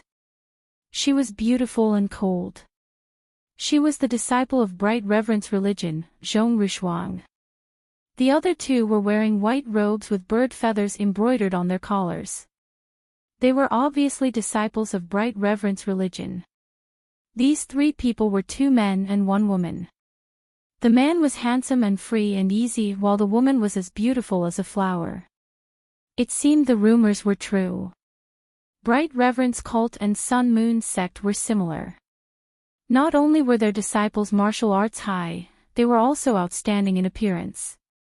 Any one of them would be enough to attract the eye. Zhong Rushuang also recognized Ning Xuema. Her beautiful face changed and she said, "Eldest senior brother, 3rd senior brother, it was this stinky girl who killed our junior brothers and junior sisters. If we hadn't been poisoned by this stinky girl, our junior brothers and junior sisters wouldn't have died under the claws of the flying dragon centipede on the 6th peak." Ning Xuema's heart sank. No wonder she didn't see the other 3 people. They were already dead. She pursed her lips and said in a clear voice, "Zhong Rushuang, you plotted against us first. I had no choice but to poison you. It was just to protect myself. Moreover, the poison only hurt a little and made you unable to recover your strength for 2 hours. It wasn't fatal."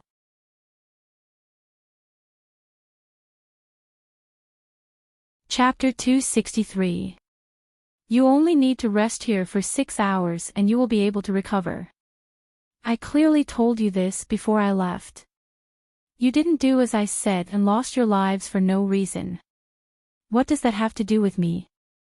Zhong Rishuang said angrily, You little witch, you're talking nonsense. How can you be justified when you poisoned us?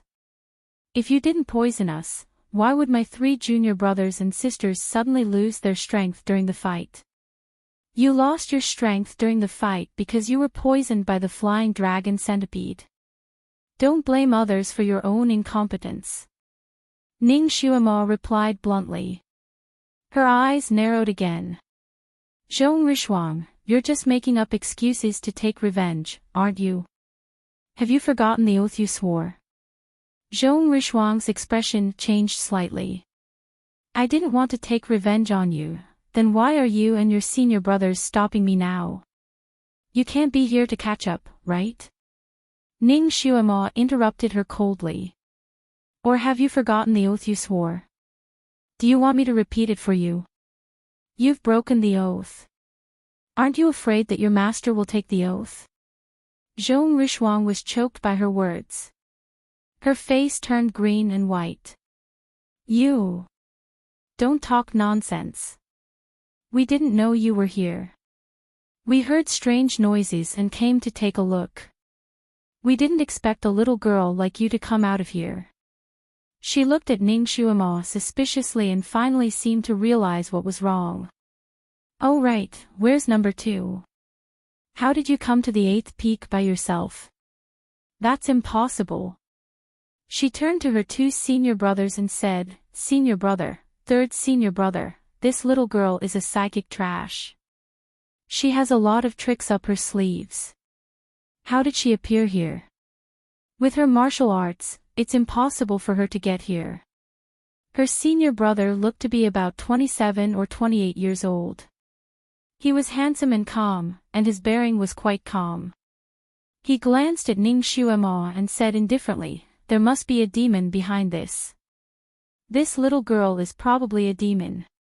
Her 3rd senior brother immediately said, That's right. A trash like her can't possibly come to the 8th peak. He was afraid that she was some kind of demon in disguise. It was possible that she had managed to deceive number 2. Now that number 2 was not by her side, perhaps he had already been killed by her.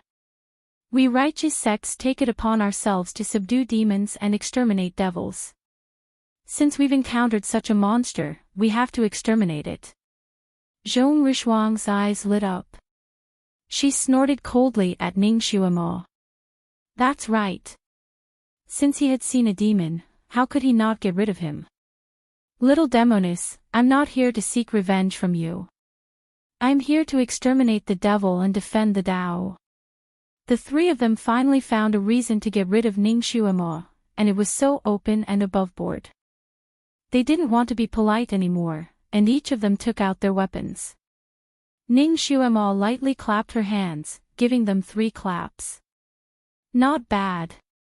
That's right, in order to deal with a defenseless little girl, you guys actually put in so much effort and even came up with such a bunch of nonsensical reasons. It's really been hard on you guys. So, the disciples of bright reverence religion are only so-so. I've learned a lot. I've learned a lot. She turned her eyes and saw that the man in red had already flown up. At this moment, he was leaning lazily against a big rock. There was a hint of a smile on his lips, and he looked like he was watching a show. It was obvious that he didn't want to get involved. She hugged her zither even tighter, then looked at the 3 of them and smiled. Are you guys going to attack together? Or are you guys going to take turns to fight? She had seen Zhong Rishuang's abilities. She should have reached the 8th level of the human realm.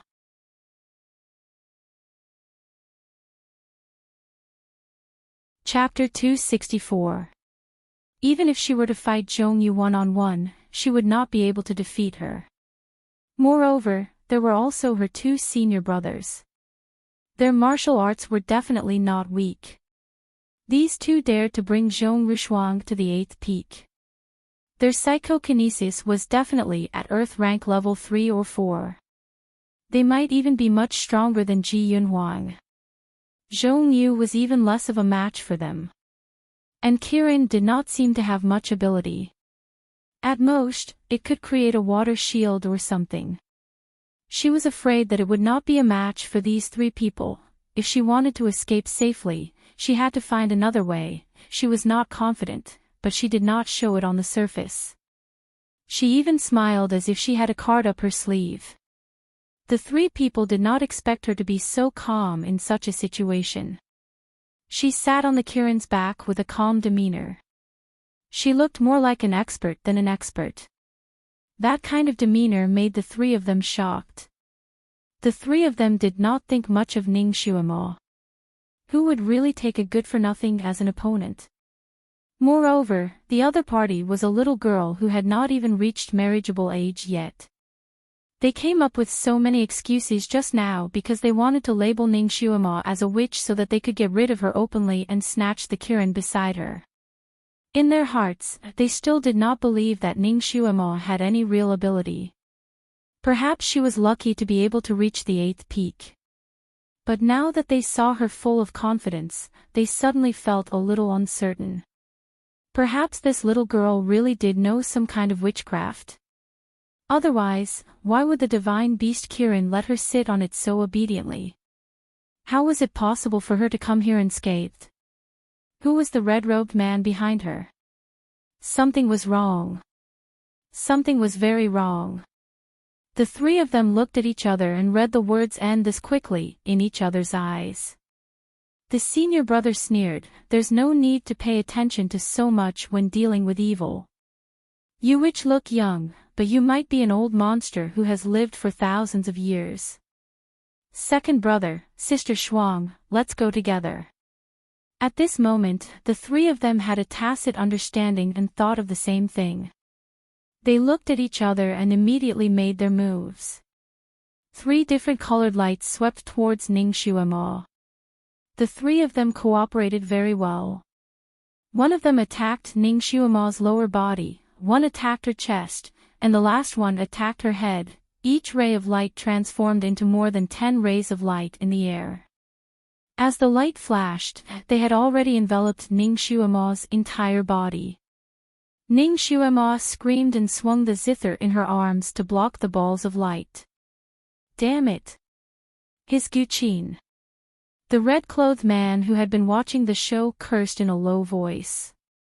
His figure flashed, and he waved his sleeve. A light golden sword instantly took shape, and spun in front of Ning Xuemo like a whirlwind. All the light balls that were approaching Ning Xuemo were shattered into pieces. Damned brat, you ruined my zither. I want your life. The red-clothed man's tone was unkind as he stared at Ning Xuemo's fingers. This brat's 5 fingers were hooked onto the strings of the zither. As long as she exerted a little force, these strings would break. Because he cared too much, he was even more worried and did not dare to snatch the zither. The three of them were shocked. Although they had noticed the red-clothed man since a long time ago, it was better to avoid unnecessary trouble. As long as the red-clothed man didn't interfere in this dispute, they didn't intend to pay attention to him for the time being. However, they did not expect that the red-clothed man would make a move at the crucial moment. Moreover, his move was so powerful that he broke their combo so easily. Who are you? Why are you helping this witch? The senior brother asked in a low voice.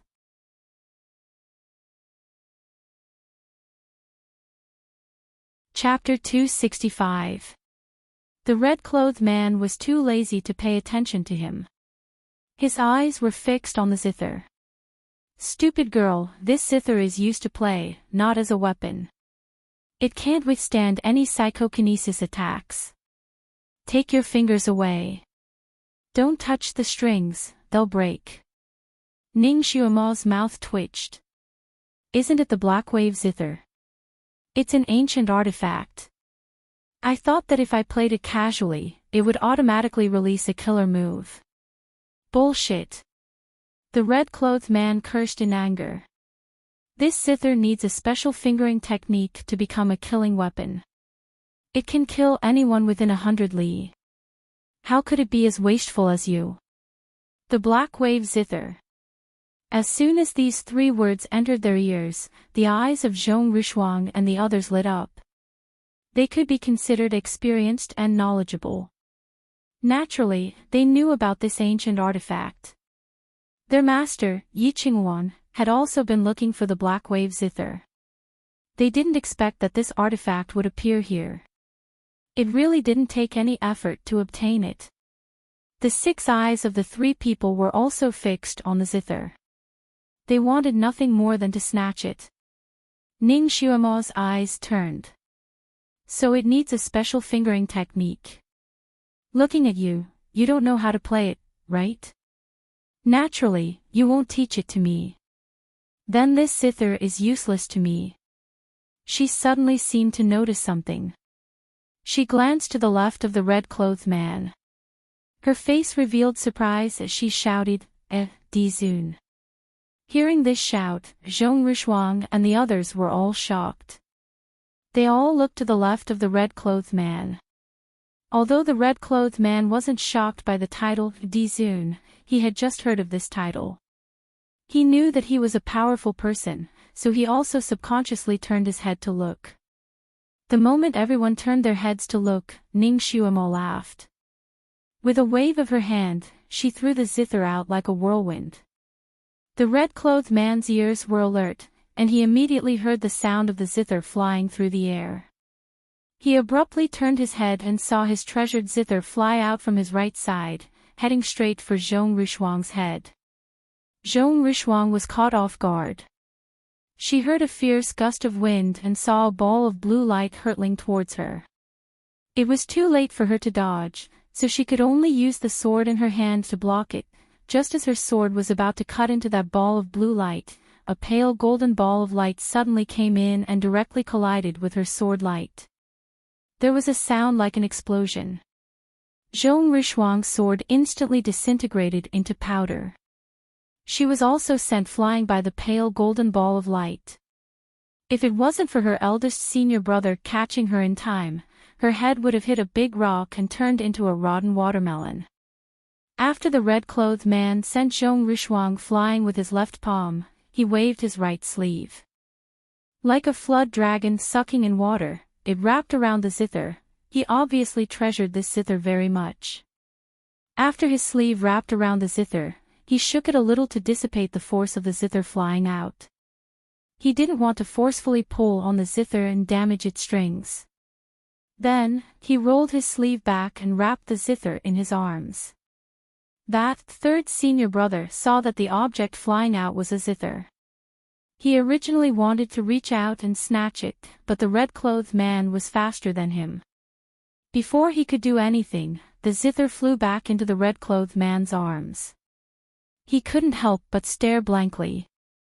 On the other side, eldest senior brother had already steadied himself with Zhong Ruishuang in his arms.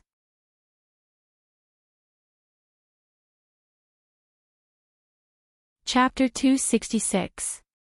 Zhong Ruishuang's face was deathly pale.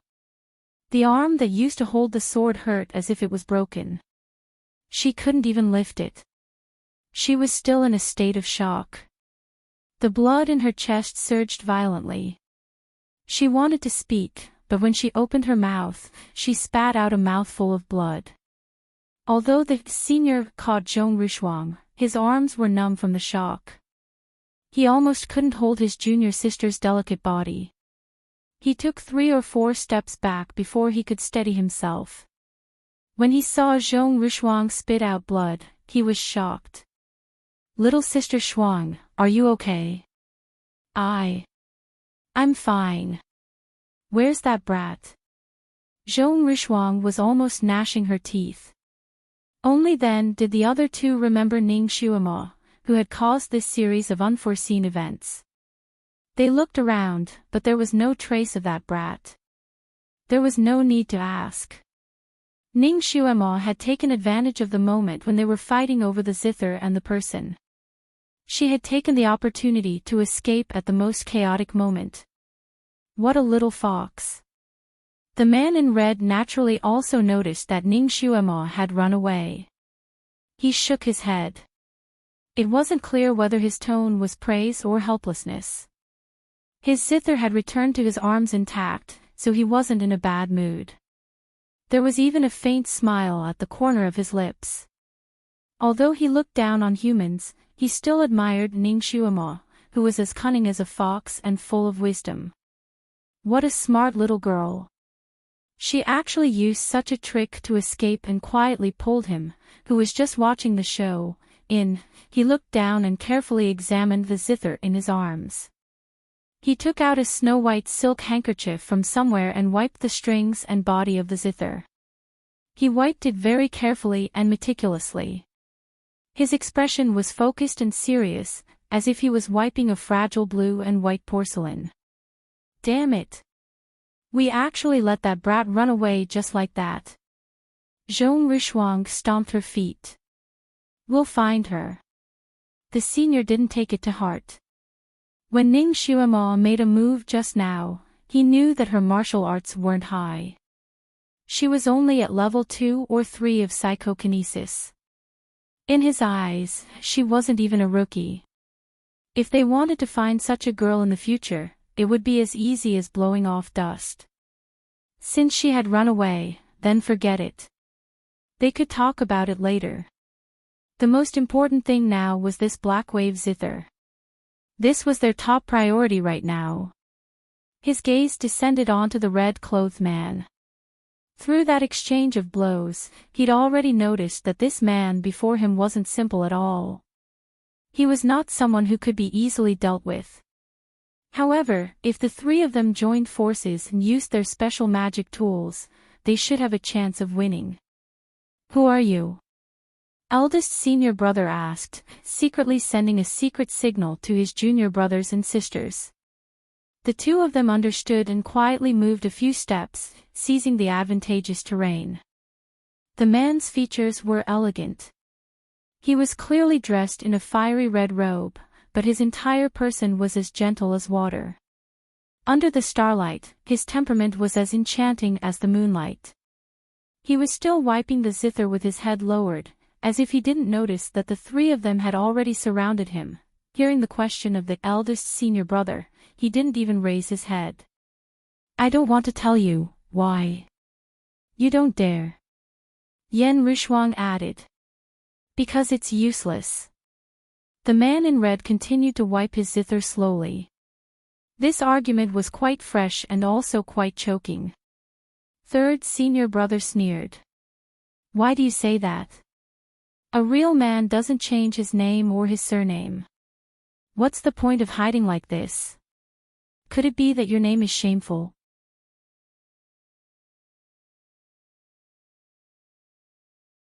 Chapter 267. The red-clothed man finally raised his head and smiled gently. Under the starlight, his eyes were gentler than water ripples. The reason is very simple. Because you are going to die. The dead don't need to know other people's names. The three people, they looked at each other, their expressions more alert. The eldest senior brother said coldly, Your Excellency's words are too harsh. Do you think you can kill us with your own strength? Besides, we have no grievances with Your Excellency. Your Excellency's ruthless words are too unreasonable. The red-clothed man's eyes swept over them. Aren't you surrounding me and talking nonsense because you want to snatch my zither? He smiled again. Anyone who wants my zither has only one word, death. Do you guys understand my explanation? He stood there, his robe fluttering in the wind. His expression was not like he was talking about life and death, but more like he was talking about the weather. This kind of attitude, this kind of bearing, if one did not have absolute confidence, they would not be able to do it. Although the three of them looked young, in terms of actual age, they could be said to be old foxes in the Jianghu. At this moment, seeing this man's attitude, their hearts were beating wildly. It was as if they saw the Grim Reaper stretching out his butcher's knife. They suddenly regretted. Although the divine weapon was important, their lives were naturally more important.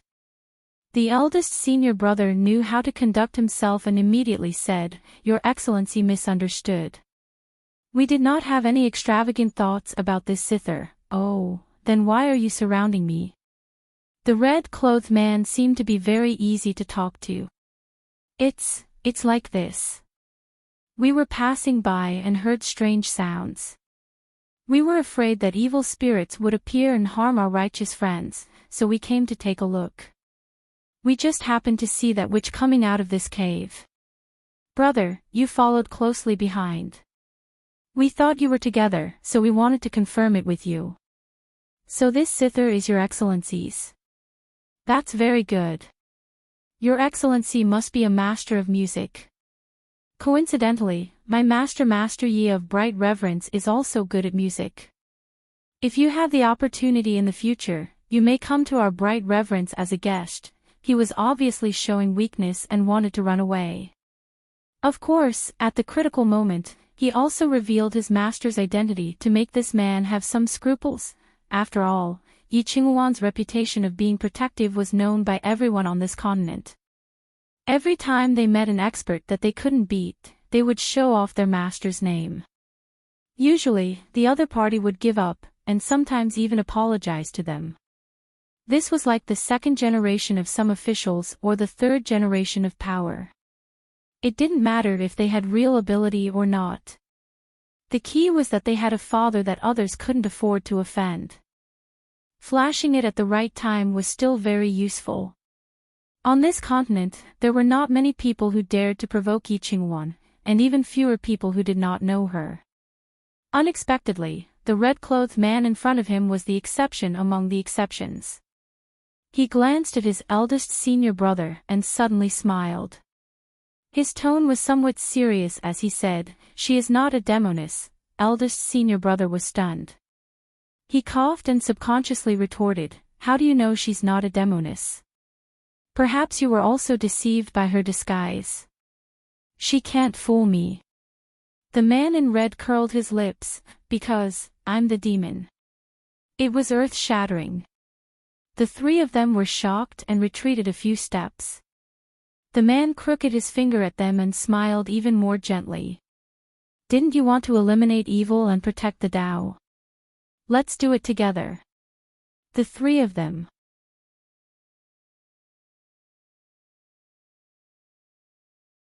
Chapter 268. A faint golden light rose from the ground and engulfed the entire rocky slope in an instant. Kirin ran as if it was flying. It ran through the rugged mountain as if it was flat ground. In less than an hour, it ran down the 8th peak, the 7th peak, and headed towards the 6th peak. "Master, you actually used this method to run away. Didn't you say that when enemies meet on a narrow path, the courageous will win?" Kirin didn't understand why Ning Xuemo would run away without a fight. "Little idiot, when enemies meet on a narrow path, the courageous will win. When both sides are equal in strength, or when there is no chance to run away, you will fight for a chance. If the difference in strength is too great, then blindly rushing forward is what a boorish man would do. Other than losing your life for no reason, it's useless. As a person, you have to be flexible and unflexible in order to live longer." Ning Xuemo took the opportunity to teach Kirin. Although Kirin had lived for 2,000 years, no one had ever taught it these survival skills. Now that it heard it, it felt enlightened. It didn't recognize the wrong master. She was still very reliable at crucial moments.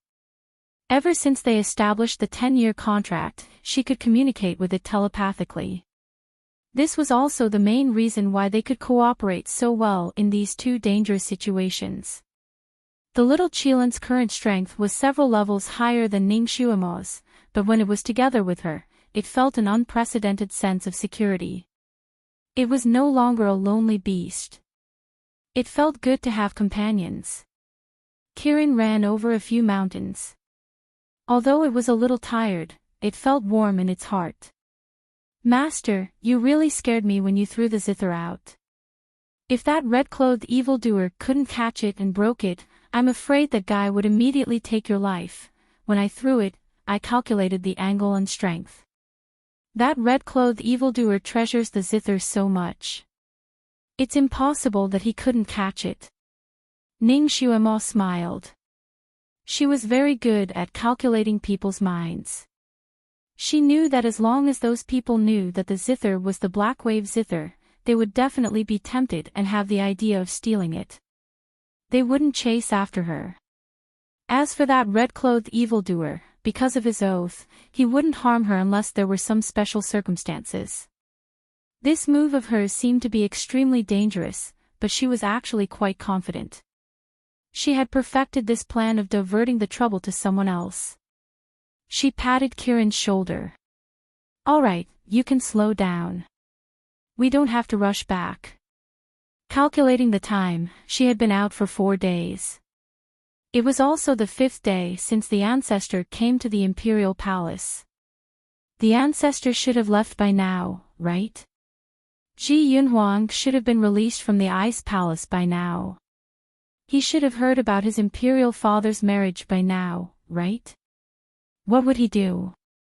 Ning Xuemo had a good impression of this genius crown prince who had always helped her. Those 3 people are really bad. They actually called you a demonist the moment they saw you. You're clearly a real human, and you don't have any demonic aura at all. I can see that their psychokinesis is not low, but their eyesight is really bad. You can't even tell a human from a demon. It's not that they can't tell. They're just looking for a reason to kill me. They actually took a fancy to you. Ning Xuemo patted its shoulder again. A Qilin beast, that was a rarely seen divine beast. Those 3 people being greedy was also within her expectations. They're so bad. I won't follow them. Kirin snorted. It was still a little worried. But since they're greedy now, I'm afraid that they won't let it go. Who knows, they might try to find us in the future.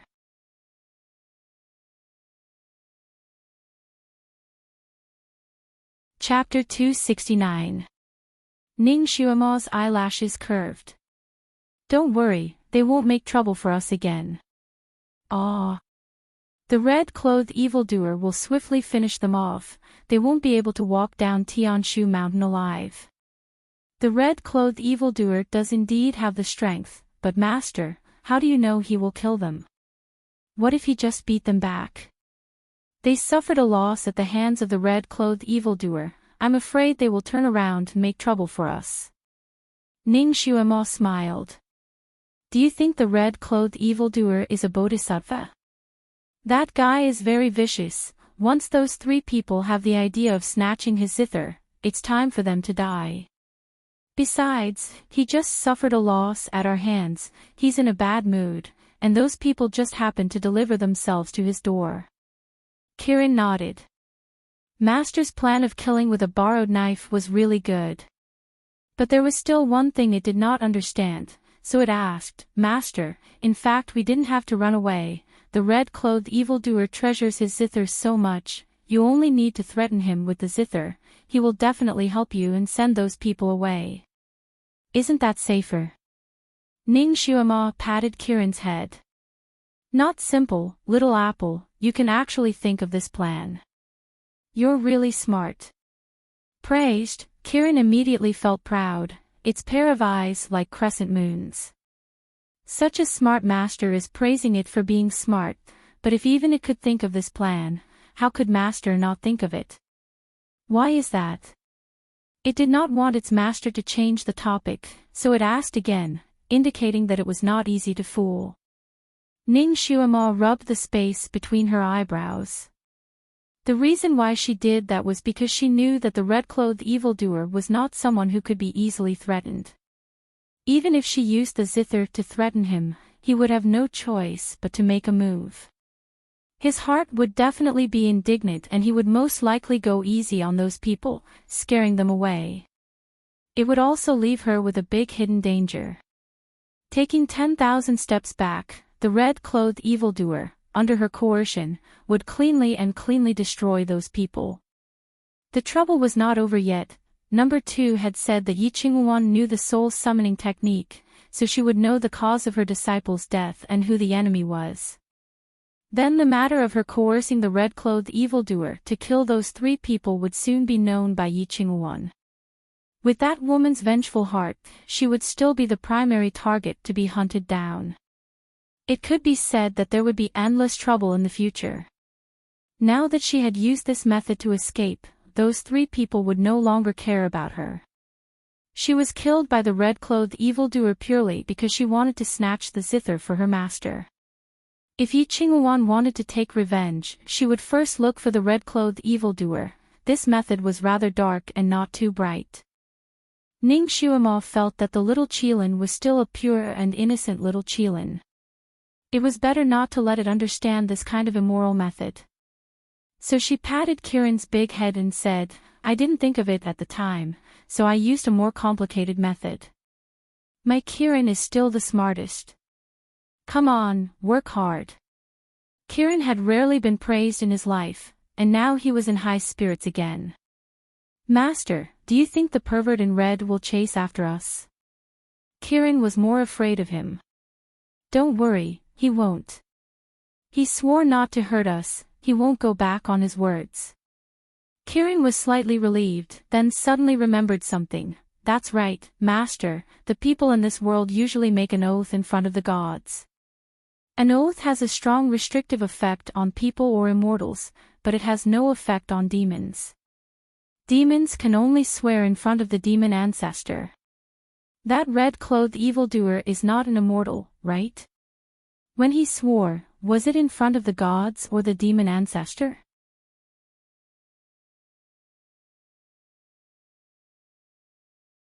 Chapter 270. Ning Xuema's expression changed slightly. When that guy swore, his first few words were, "I swear before God." If he practiced the devil path, this oath would be useless to him. "Little thing, why didn't you say so earlier?" Ning Xuema felt a headache coming on. I was locked up for too long, so I forgot." Perhaps after 1,000 years, the pattern of oaths had changed. No matter if it was an immortal or a demon, an oath was binding. Yes, it must be so. Otherwise, that red-clothed pervert would have found trouble with her long ago, and wouldn't have let her go so easily. She felt a faint chill on her back, so she asked Kirin to walk faster. She'd better go back to Marquis Jingyuan's mansion first. She had drifted outside for several days, and had been on the brink of death several times. She somewhat missed the big bed and delicious food in the mansion. The pale golden light surged like a tide, and everything in its path turned into powder. Zhong Rishuang and the other 2 tried their best to dodge, but they couldn't. A moment later, the 3 of them were trapped in the pale golden light. At the most critical moment, eldest senior brother opened the most precious treasure of the sect, the Great Wisdom Barrier. According to legend, this was something invented by the venerable sovereign, and was a magic treasure for the disciples to protect themselves. Yi Qinghuan had made one under the venerable sovereign's personal guidance, and it could be considered a master-disciple collaboration. It had a very important meaning to Yi Qinghuan, so she had always kept it by her side, and the disciples couldn't even touch it. And the one that eldest senior brother was opening now was made under Yi Qinghuan's guidance. Although its effect wasn't as good as the one Yi Qinghuan kept, because it had half of Yi Qinghuan's magic power, its effect couldn't be underestimated. When this barrier was opened, it could protect one's own people from all external harm. Eldest senior brother had taken many risks in his life, and in the most critical moments, this great wisdom barrier had saved his life several times. Because using this thing would consume a lot of psychokinesis, he wouldn't use it easily, but now he had no other choice.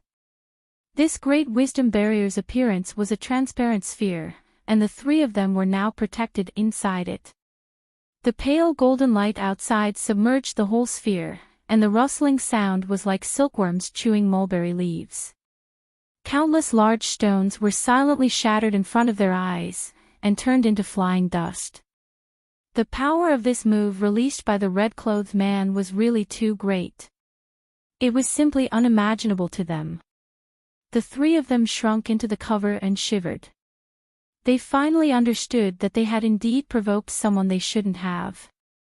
This person wasn't someone they could afford to provoke. "Hey, your tortoise shell is not bad." The red-clothed man curiously stretched out his hand and lightly patted the bowl.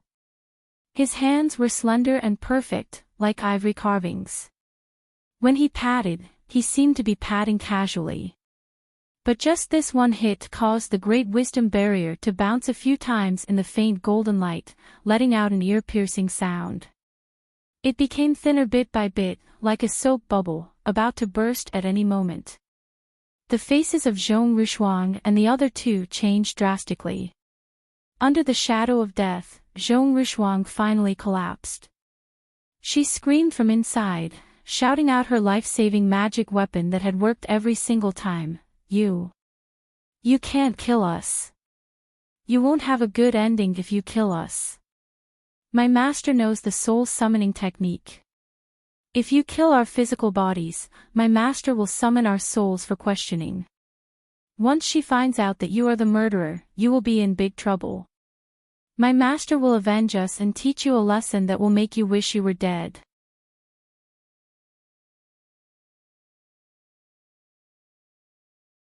Chapter 271. Who knew how many bright reverend school disciples had said such words to intimidate, but this time, in front of this red-clothed man, it was clearly ineffective.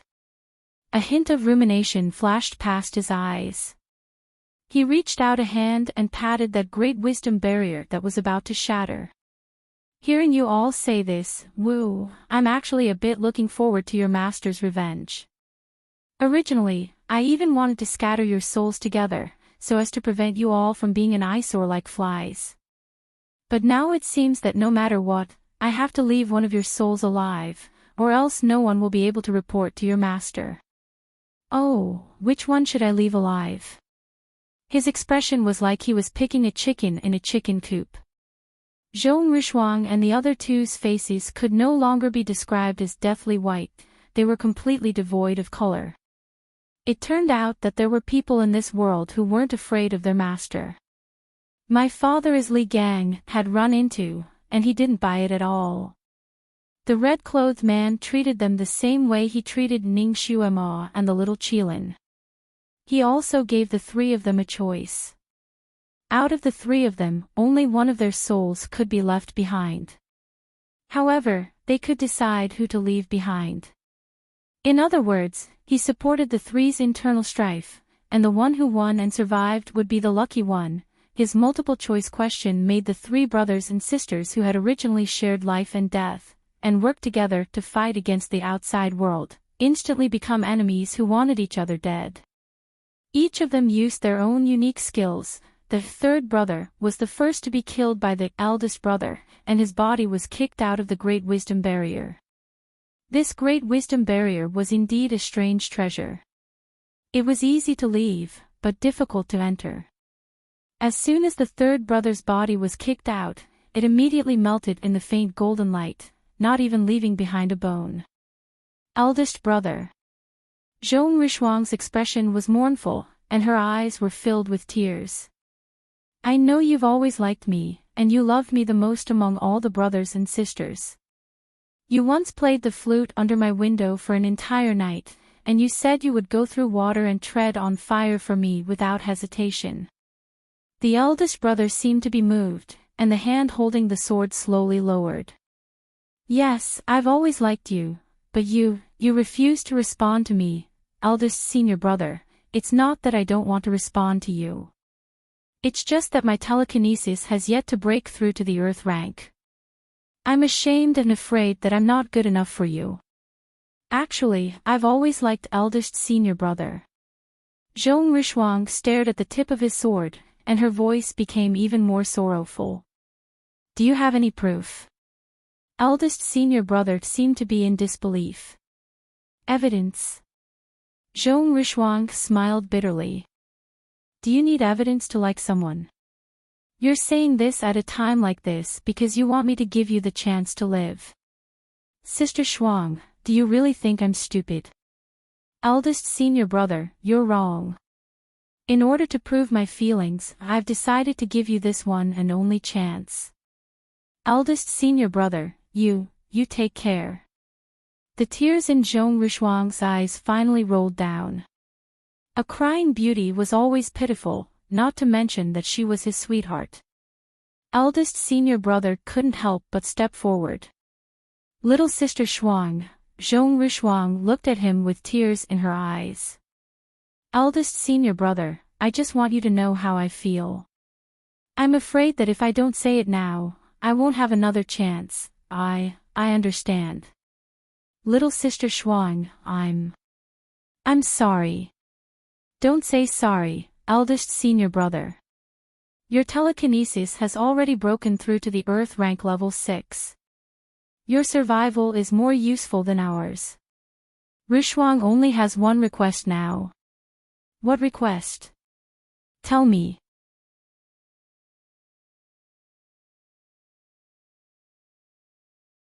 Chapter 272. Eldest brother, can you give me a hug?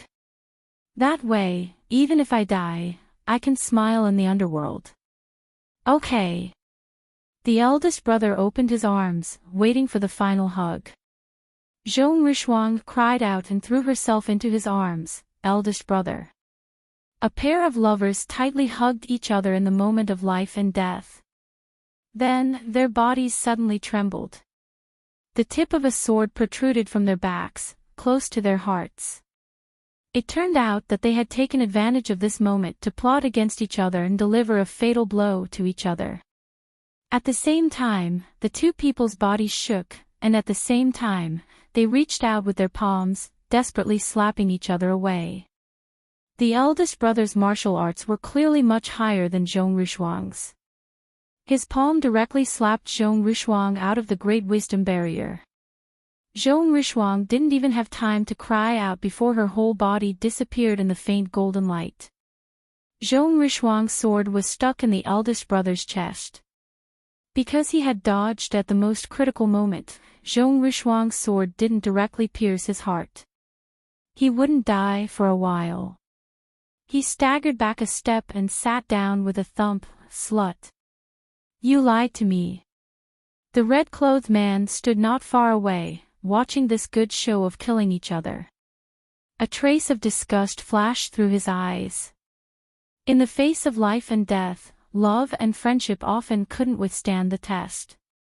They couldn't even withstand a single blow. Their souls have already been scattered, right? The eldest brother gasped for breath like an ox. Now, he was the only one who survived. If his master knew that he had killed his junior brothers and sisters, he wouldn't let him off. However, this red-clothed demon said that the other two's souls would be scattered. That way, his master would never know the truth. He could also cry and complain to his master. Maybe he could reincarnate into a good body, therefore, the souls of those two people must be scattered. The man in red crossed his arms and looked at him. He didn't answer his question. Suddenly, he smiled and said, "You really are the most vicious and merciless person. No wonder you can live for so long." He changed the topic and said, "Actually, the three of you don't have to die. My martial arts haven't fully recovered. Sending out this golden light is already an arrow at the end of its flight. As long as you work together to support this tortoise shell for a quarter of an hour, I won't be able to do anything to you." As he spoke, the faint golden light surrounding the Great Wisdom Barrier finally completely dissipated, and not a trace of it could be seen. Eldest senior brother. His hand that was holding the sword began to tremble. He wanted to stand up, but he was also heavily injured. At this moment, he could only force himself not to faint. He couldn't do anything else. The Great Wisdom Barrier was originally supported by his telekinesis. At this moment, he was already at the end of his road. Naturally, the Great Wisdom Barrier could no longer support him and shattered with a bang. Eldest senior brother lay there like a dead dog, gasping for breath. The red-clothed man's expression became even more joyful. Are you regretting it? Can't wait to tear me to shreds. Eldest senior brother could not answer a single word.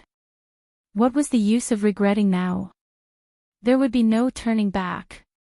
He panted even harder, and blood began to seep out of the corner of his lips.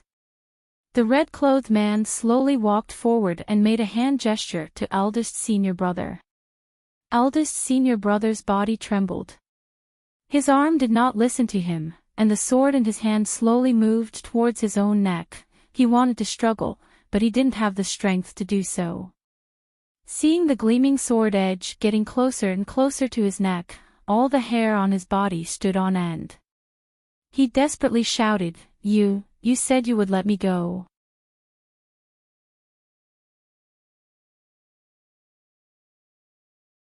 Chapter 273. Ah, yes. I did say that I would leave your soul behind to inform your master and let your master find me for revenge. The red-clothed man nodded, his voice was still elegant. He turned his head and looked at him. Will you inform your master? Did this red-clothed demon want him to inform his master or not? He said that he was already an arrow at the end of its flight. If that was the case, he should not be his master's opponent. The eldest senior brother was at a loss and hesitated for a moment. Is this not easy to answer?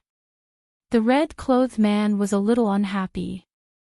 If you let me go and spare my life, I swear that I will not report today's matter to my master. The eldest senior brother took the opportunity to make a request. Then wouldn't your junior brothers and sisters have died in vain? If your master asks, how are you going to answer? The red-clothed man's eyes were shining. I will say that they died under the claws of the magical beasts on the 9th peak. This is not a good lie. No matter how powerful the magical beasts on the 9th peak are, they will only kill them at most. They will not make their souls scatter. Think of a better one. The red-clothed man was not satisfied with this reason. The eldest senior brother had to think desperately. Finally, he thought of a reliable one. I will say that they died in the hands of the Wind and Cloud sect leader. The Wind and Cloud sect leader had always been at odds with their bright reverence school. That sect leader also had the ability to make people's souls scatter. The red-clothed man laughed. Very good. Say it like that. He pressed his hand down fiercely. The sword in the eldest senior brother's hand directly pierced his own neck. Blood spurted out wildly. His eyes suddenly widened and his body slowly fell down. The red-clothed man raised his hand and gently blew on it. He was afraid that today's matter would set off a reign of terror on the continent.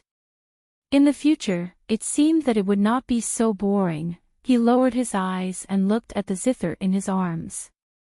Suddenly, he faintly sighed and gently wiped it again. With Kirin, the king of beasts, by her side, Ning Xuema went down the mountain very smoothly. All the magical beasts that smelled Kirin scent fled at the sight of her. Therefore, she did not encounter any magical beasts on the way. She worked hard for half the night and finally reached the 3rd peak at dawn. The magical beasts on the 3rd peak were obviously much weaker. There were already gentle animals like the magical rabbit. There were many disciples from various sects who came here to train and level up. Ning Xuema had also encountered a few waves. She didn't want to have any contact with these people, but Kirin's figure was too eye-catching. No matter which group of people came into contact with him, they would scream, Kirin. Heavens, that's a Qilin. Then, a large group of people chased after her. Little Qilin's speed was much faster than these people, leaving them far behind. However, the Qilin beast was an extremely rare divine beast.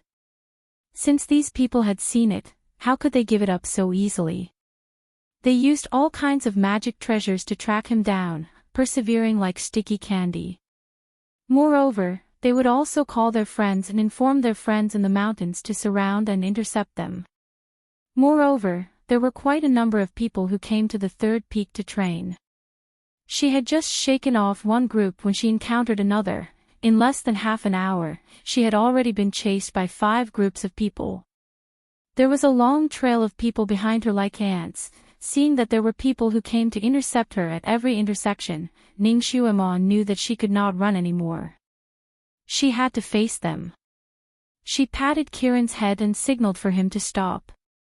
Kirin had not been chased by people for more than 1,000 years. He was a little panicked. "Master, what are they doing? I already have a master. Why are they still chasing me?"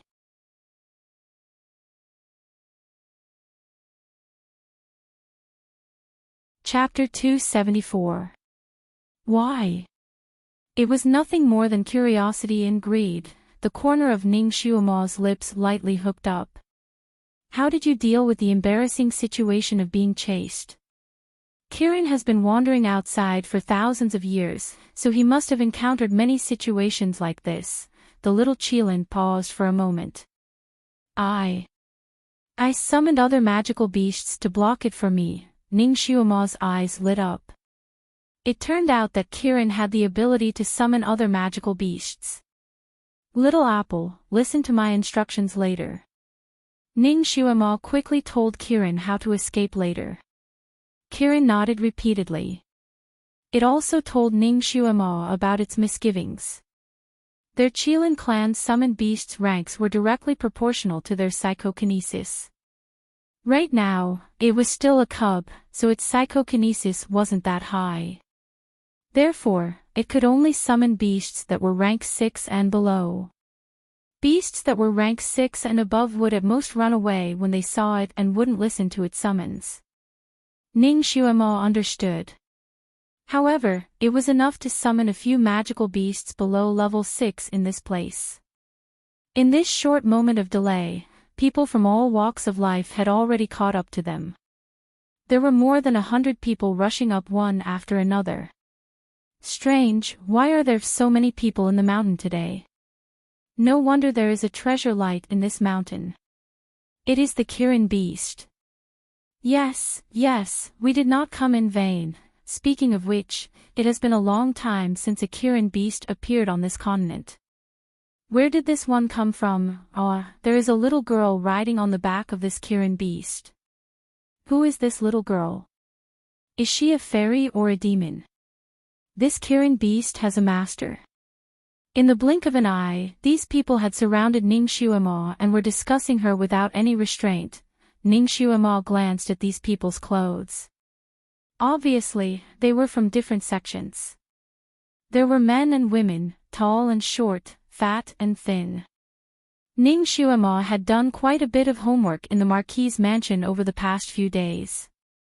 She had researched the heritage of the various great sects on the continent and so on. Although it was the first time she had seen many of these people's clothes, she was not unfamiliar with them. Tempest sect, Limitless sect, 7 Stars sect, Boundless sect. There were disciples from 8 to 9 different sects, big and small.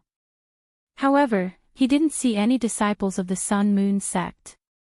These people were all staring at Kirin, and the light in their eyes couldn't be concealed even if they wanted to. There was no one who didn't want to hunt an eye-catching pet. It would be dazzling and could help them level up. However, the spirit beasts in this world were not that easy to tame. To tame a spirit beast, there were 2 conditions. First, it had to have spiritual intelligence and be able to communicate with its master. Secondly, people who want to subdue spirit beasts need to learn a kind of pet summoning technique. This kind of technique can't be learned without rank 6 human rank or above. Not every spirit beast that had spiritual intelligence could be tamed. Most of the spirit beasts were arrogant, close to demons. Naturally, they were not willing to be controlled by people. Even if they were captured, they would rather be beaten to death than recognize a master. Therefore, if one wanted to tame them, it was impossible to rely on force alone. These spirit beasts must be truly convinced. Only then could they be used by people. Because of the harsh conditions of taming spirit beasts, although there were many magical beasts and spirit beasts on this continent, there were very few who could really tame them. As for the Kirin, it was originally an extremely rare existence. It would not appear for hundreds of years, so no one had ever tamed it. It was said that the continent's number one ancestor also had several spirit beasts, but there was no Kirin among them.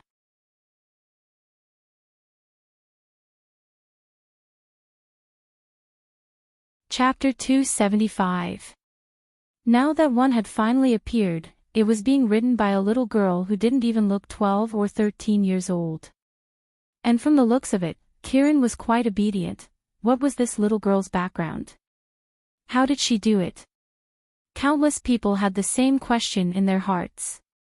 Their gazes towards Ning Xuema were filled with envy, jealousy, and confusion. Ning Xuema sat carefreely on Kirin's back. Under the countless gazes, her expression didn't show the slightest bit of uneasiness. She was very calm and at ease. She had already guessed most of these people's identities and was a little surprised. She thought that these disciples of various sects who appeared on the third peak wouldn't be of high status and were most likely new disciples. However, after she swept her eyes over their clothes without batting an eyelid, she realized that there were actually high-ranking people like Commander and Hall Master among them. Their positions in the sects were high, so their martial arts were naturally high as well. Their psychokinesis was at least of human level 7. With her current martial arts, she wouldn't be able to defeat even one of them if she were to fight them head-on. Moreover, there were 17 or 18 of them now. In addition to the other small fries, she definitely wouldn't be able to escape if she didn't use any special methods. Treasures moved people's hearts. Once treasures were involved, even fellow disciples of the same sect might curse each other to death. Moreover, she didn't have any relationship with these people. She didn't even know them. If they were to attack her, they would have no qualms. The reason why they hadn't made a move yet was because they hadn't figured out her background yet. In addition, the others were eyeing her covetously.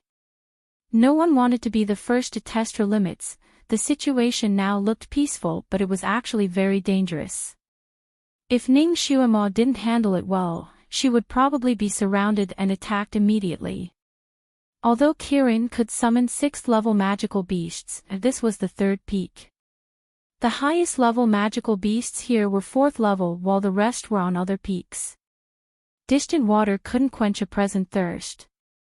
She would probably have to go through a lot of trouble if she wanted to escape safely. Little girl, which sect are you from?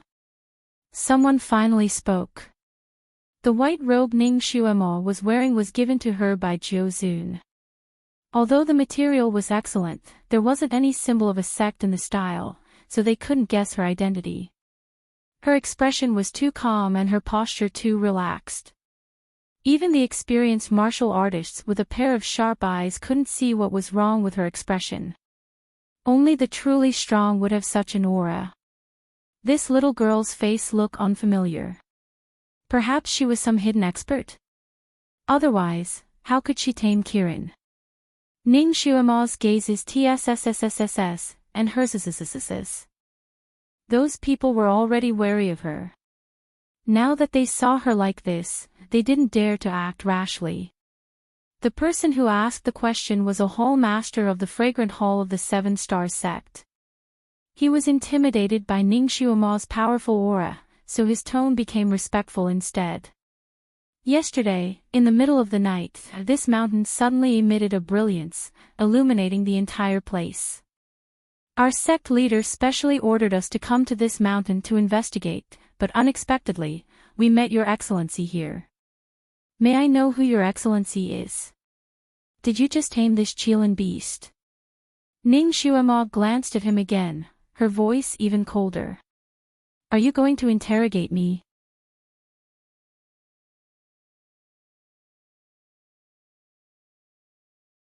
Chapter 276.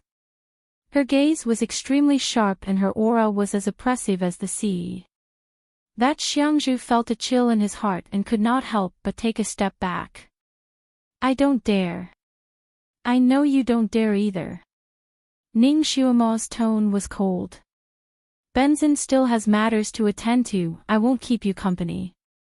She urged Kirin underneath her. Kirin understood and walked towards that Xiangzhu in large strides. It was obvious that it wanted to let him pass. Her aura was too strong right now. Nobody could figure out her depth, so nobody dared to stop her. Wherever she went, they all got out of her way. That Xiangzhu was also stunned by her. Seeing her walking towards him, he could not help but move to the side to open up a path. Ning Xuema slowly walked past him. A faint fragrance was emitted from the young girl's body, intoxicating and mysterious. That Xiangzhu lowered his head and bowed. His expression did not change, but in the end, he was not reconciled. He wanted to test Ning Xuema's depth. After Ning Xuema passed by, he suddenly made his move. He raised his hand and a jet-black brilliance attacked Ning Xuema's back. Ning Xuema did not seem to notice. Seeing that jet-black brilliance was about to reach her back, her figure flashed and suddenly disappeared. That Xiangzhu was startled. He suddenly felt dizzy. He staggered and fell to the ground with a pudong sound. Everybody was originally watching every move that was happening here closely. Ning Xuema's every movement was seen by them. There were so many people present, but not a single person saw her figure clearly. They only saw a faint shadow flashing around that Xiangzhu. That Xiangzhu fell to the ground with a pudong sound. By the time everybody came back to their senses, Ning Xuema had already returned to Kirin's back. She continued to move forward without even looking back. Everybody was speechless. What a fast speed! It was not an exaggeration to say that it was like thunder and lightning. Just based on this kind of movement, it was enough to prove that this girl was a top expert. That Xiangzhu could be considered a well-known character on this continent. Unexpectedly, he did not even make a move before he fell to the ground. Nobody even saw how she made her move. What did this mean? An expert. An absolute expert. When did such an expert appear on this continent? They didn't even know about it. Ning Xuema didn't look back, but she knew that she had shocked everyone. They no longer dared to act recklessly. The corners of her lips curled up slightly. She continued to walk at a leisurely pace. Incense Master, Incense Master. The disciples of the Incense Master looked at their Incense Master in panic. The Incense Master's eyes were tightly shut and his face was pale gold. His body was twitching as if he was in extreme pain. His disciples pinched his philtrum and tried all kinds of first aid, but to no avail. Everybody gathered around him, but they could not see anything. The disciples had already tested him with silver needles, but this Xiangzhu did not look like he was poisoned. Instead, he looked like he was hit by some kind of unique skill. Seeing that the Incense Master was twitching even more violently, one of the disciples was enlightened. He suddenly knelt down in front of Ning Xuema's back. Just now, our Incense Master only wanted to test your skills. He did not have any evil intentions. We hope that your Excellency will be magnanimous enough to forgive our Incense Master's mistake and save his life. He kowtowed repeatedly. Kirin, who was slowly moving forward, paused for a moment. Ning Xuema's voice was indifferent and cold. If he really had evil intentions, how could he still be so angry? Forget it. Seeing that you are from a prestigious and upright sect, I will spare him this time. There will be no next time. She flicked her finger and a pale white pill flew into the disciple's hand. Give it to him.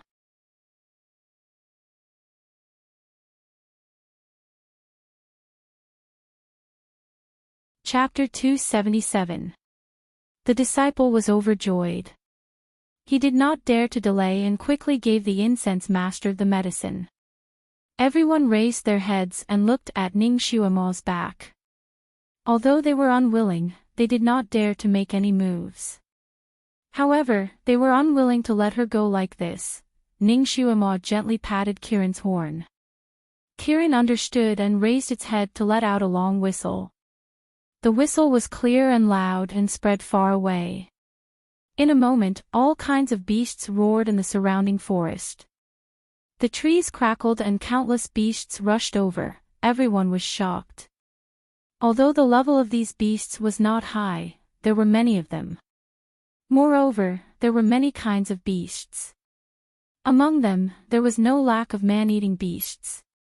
Although there were some experts among these people, most of them were newcomers. Encountering this kind of beast tide, they were afraid that the newcomers would have an accident. Therefore, the experts of the various sects no longer cared about Ning Xuema.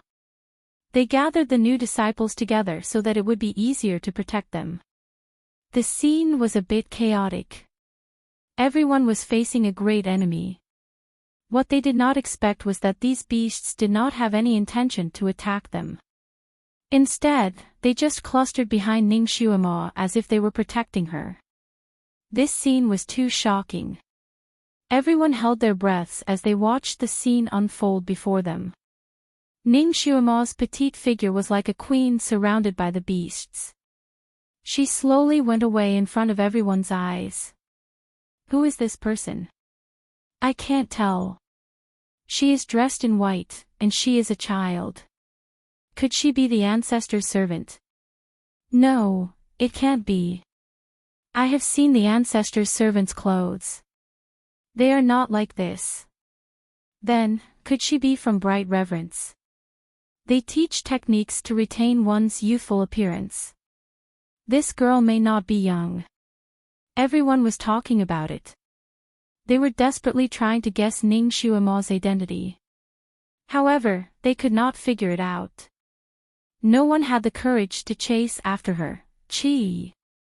Not far away, a chuckle suddenly came, a bunch of trash. The voice was as elegant as the sound of a zither. Everyone was startled.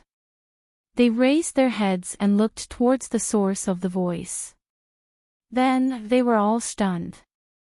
On a big tree not far away, there was a red-clothed, black-haired man. Under the starlight, his face was as delicate and elegant as a fairy's. His black hair and red robes fluttered in the breeze. There was a hint of enchanting in his gentleness, and there was a hint of wickedness in his enchanting.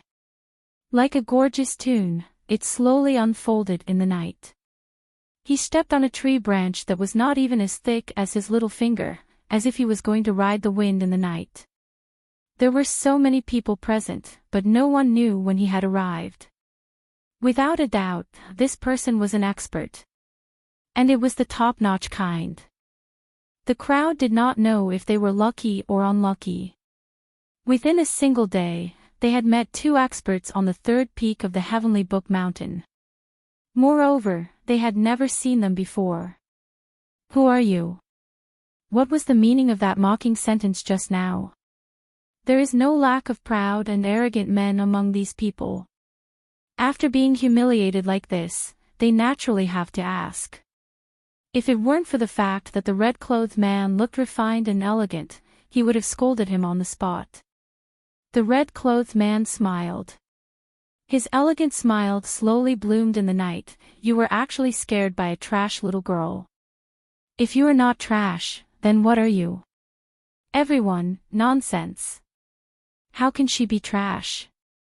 She was able to subdue the Chilan beast, defeat Incense Lord Qing in one move, and summon 100 beasts to protect her. How can she be trash? Your words should be more reliable.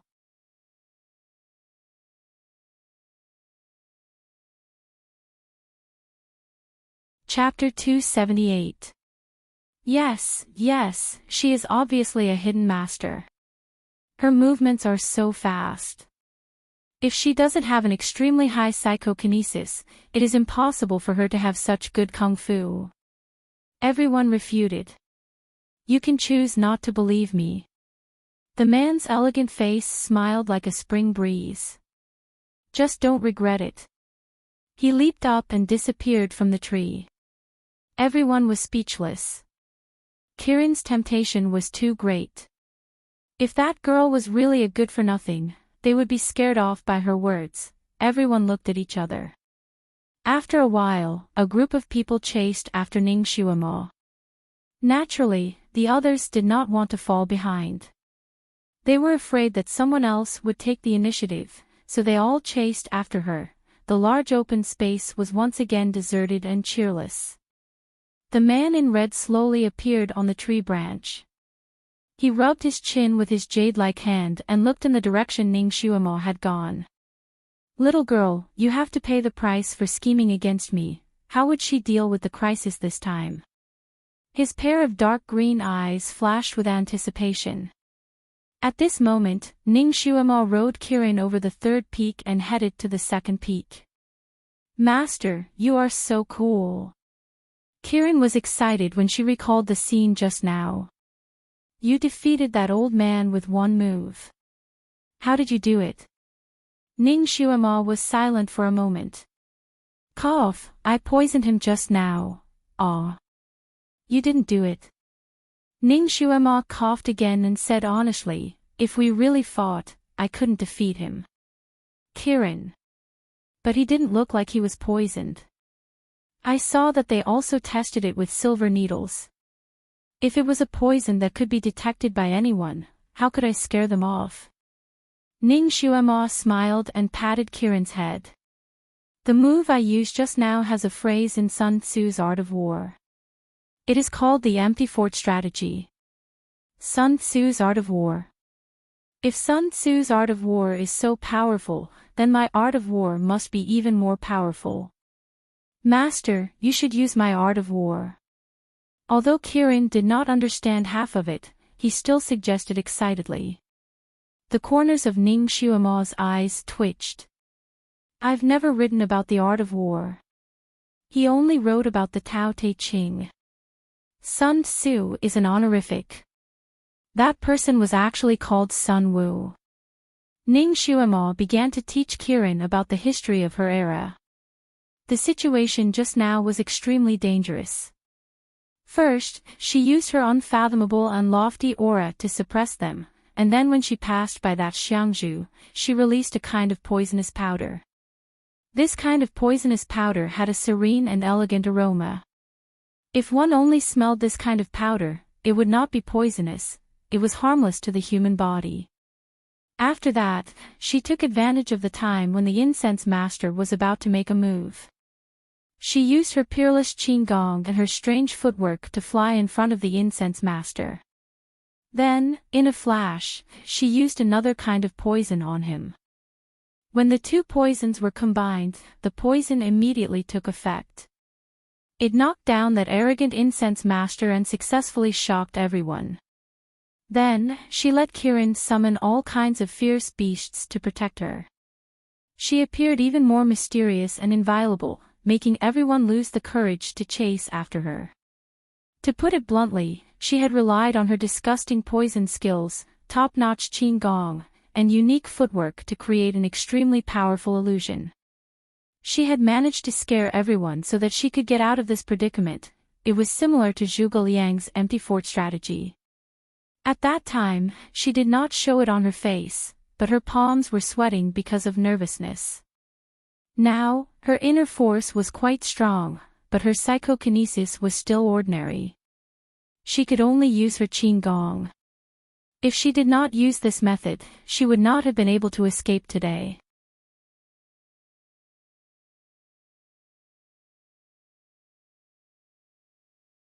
Chapter 279. She was dealing with a group of people, but it was much more dangerous than dealing with a group of ferocious beasts. Fortunately, she was finally out of danger.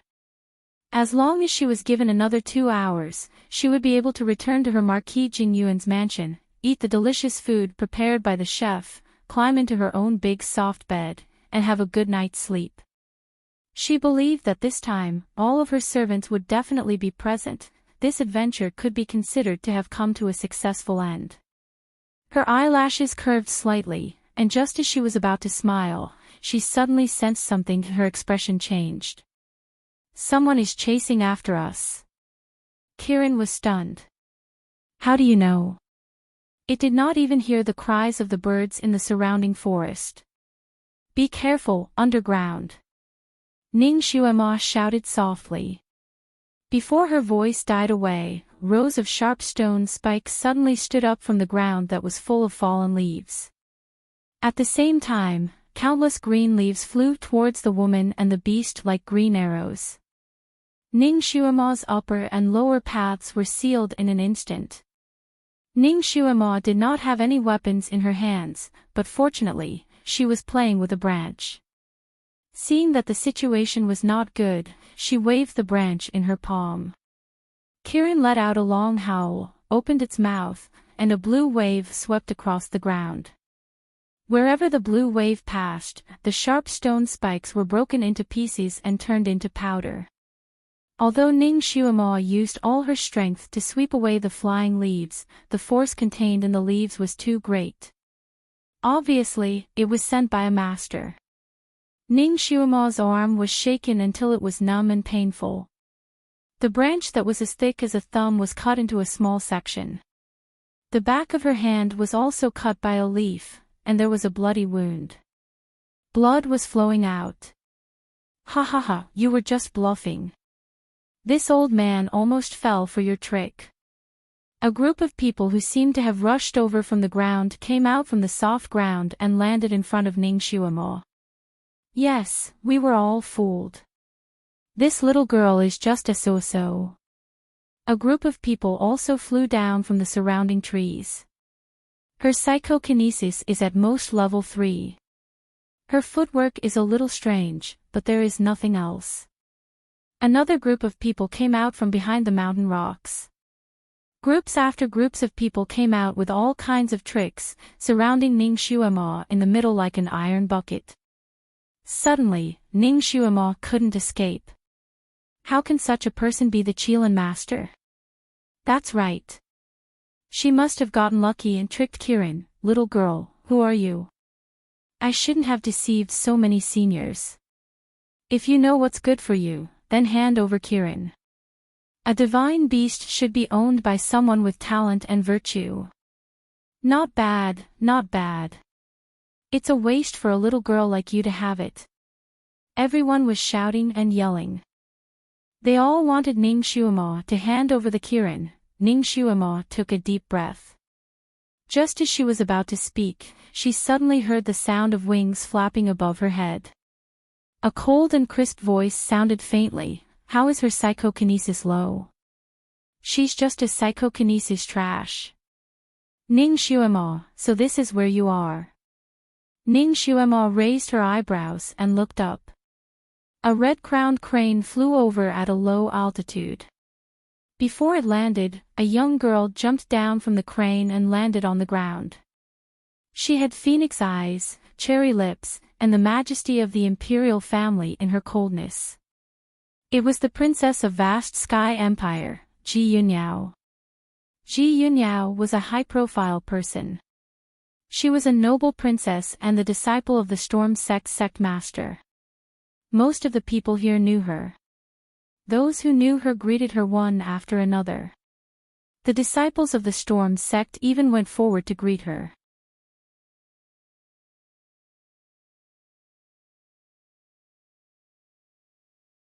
Chapter 280. Although these sects were usually not under the control of the imperial family, all under the heavens belonged to the imperial family. The sects in Chongkong country naturally did not want to offend the imperial family, but the sects from other countries naturally had some misgivings in other people's territory, so they still gave face to this princess. Even if they did not like her, they still kept a respectful distance and tried their best not to provoke her. When Ji Yunyao arrived, she exposed Ning Xuema's identity, so everyone naturally asked about it.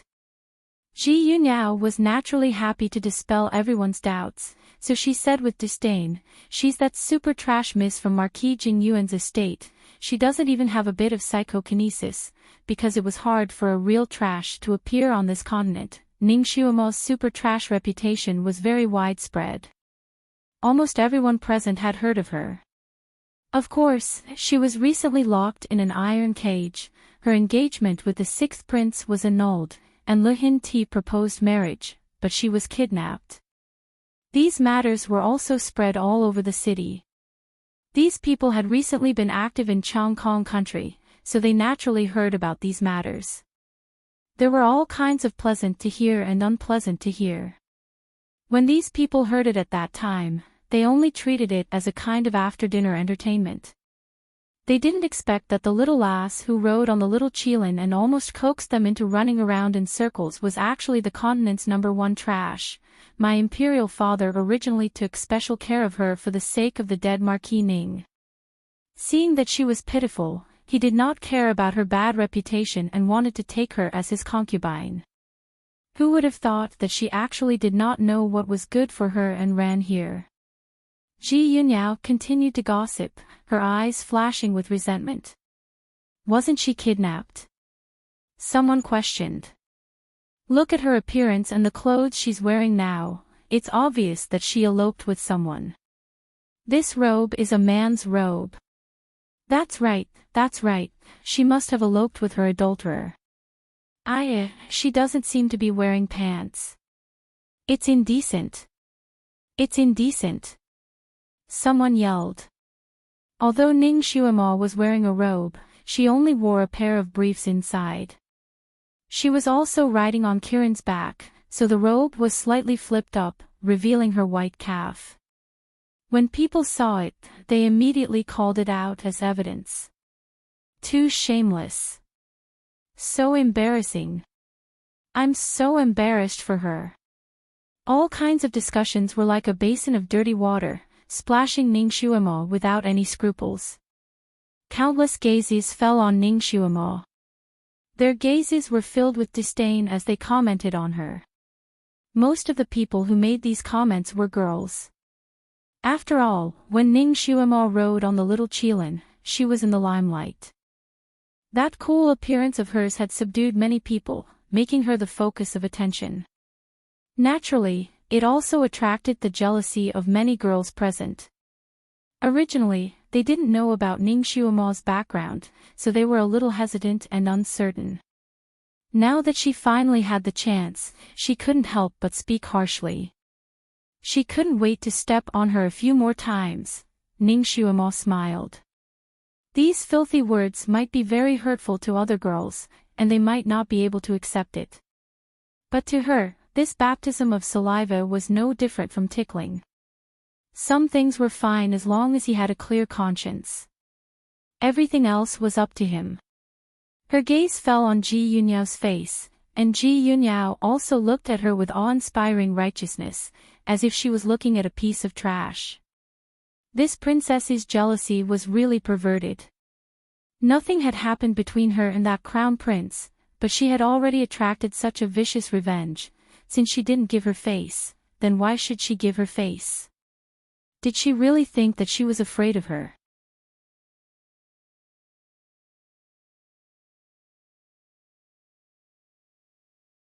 Chapter 281.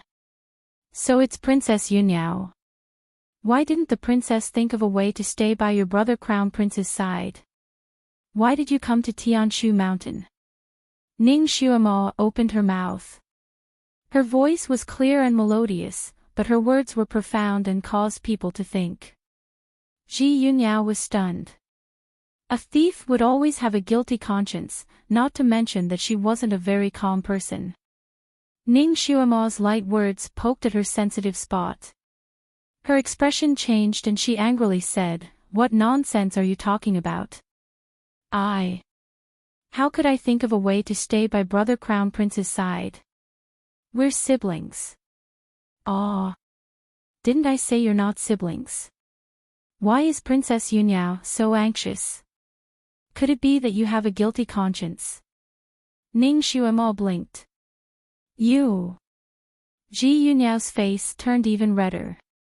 Bastard. When did I have a guilty conscience? Brother Yunhuang and I are innocent. We're siblings, biological siblings. What's wrong with us being close? There's indeed nothing wrong with biological siblings being close. Ning Xuema dragged her voice. However, looking at the princess's usual behavior, I thought you were foster siblings. It seems that I misunderstood. However, the princess's behavior really makes people think.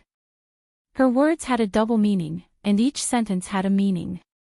Most of the people present were young men and women. People of this age group were always sensitive to emotional gossip. Ning Xuema's words were like a shot of stimulant, instantly lighting up everyone's gossiping factor. It was unknown how many bright eyes fell on Ji Yunyao.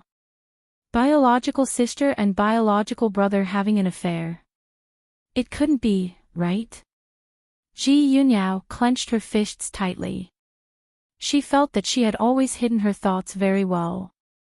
How could she be seen through by this little brat in front of her? Just now, when she splashed dirty water on Ning Xuema, she felt incomparably happy. Now, this basin of water was splashed back on her. Under everyone's subtle gazes, her charming face turned redder and redder, almost turning purple. You slut, you're full of nonsense. What behavior did I do that made people think too much? If you don't say something today, I won't let you go. Ning Xuema raised her lips and smiled. You still remember Le Susu, right? Ji Yunyao's expression changed again. She naturally remembered Le Susu. Le Susu was once her good friend. She wanted to befriend her, but the purpose of befriending her was not simple. She just wanted to get to know her crown prince brother through her. Every time she talked about her brother, the crown prince, her eyes would light up and she would talk non-stop. This made her extremely unhappy, but she couldn't do anything about it. Later on, this girl even shamelessly confessed her love to her crown prince. However, her crown prince didn't reject her as he did to other girls. He even smiled and sent her away.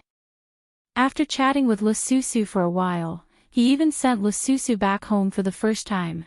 This made Ji Yunyao go crazy with jealousy. She finally wanted to kill Le Susu. She casually found a reason to throw Le Susu into the Ministry of Justice's prison and handed her over to Tuidao. This matter of hers was done in secret. It could be said that no one knew about it. She didn't expect Ning Xuema to suddenly mention her at this time. In the end, Ji Yunyao had a guilty conscience. Her face was slightly pale. Before she could say anything, a youngster beside her interrupted, Le Susu. Are you talking about my heavenly star sex flying dragon girl, Le Susu? Ning Xuema glanced at the youngster. I don't know her nickname, but I heard that she's the disciple of the heavenly star sex second guardian. Ah, that's right. She's my senior martial sister. Where is she now?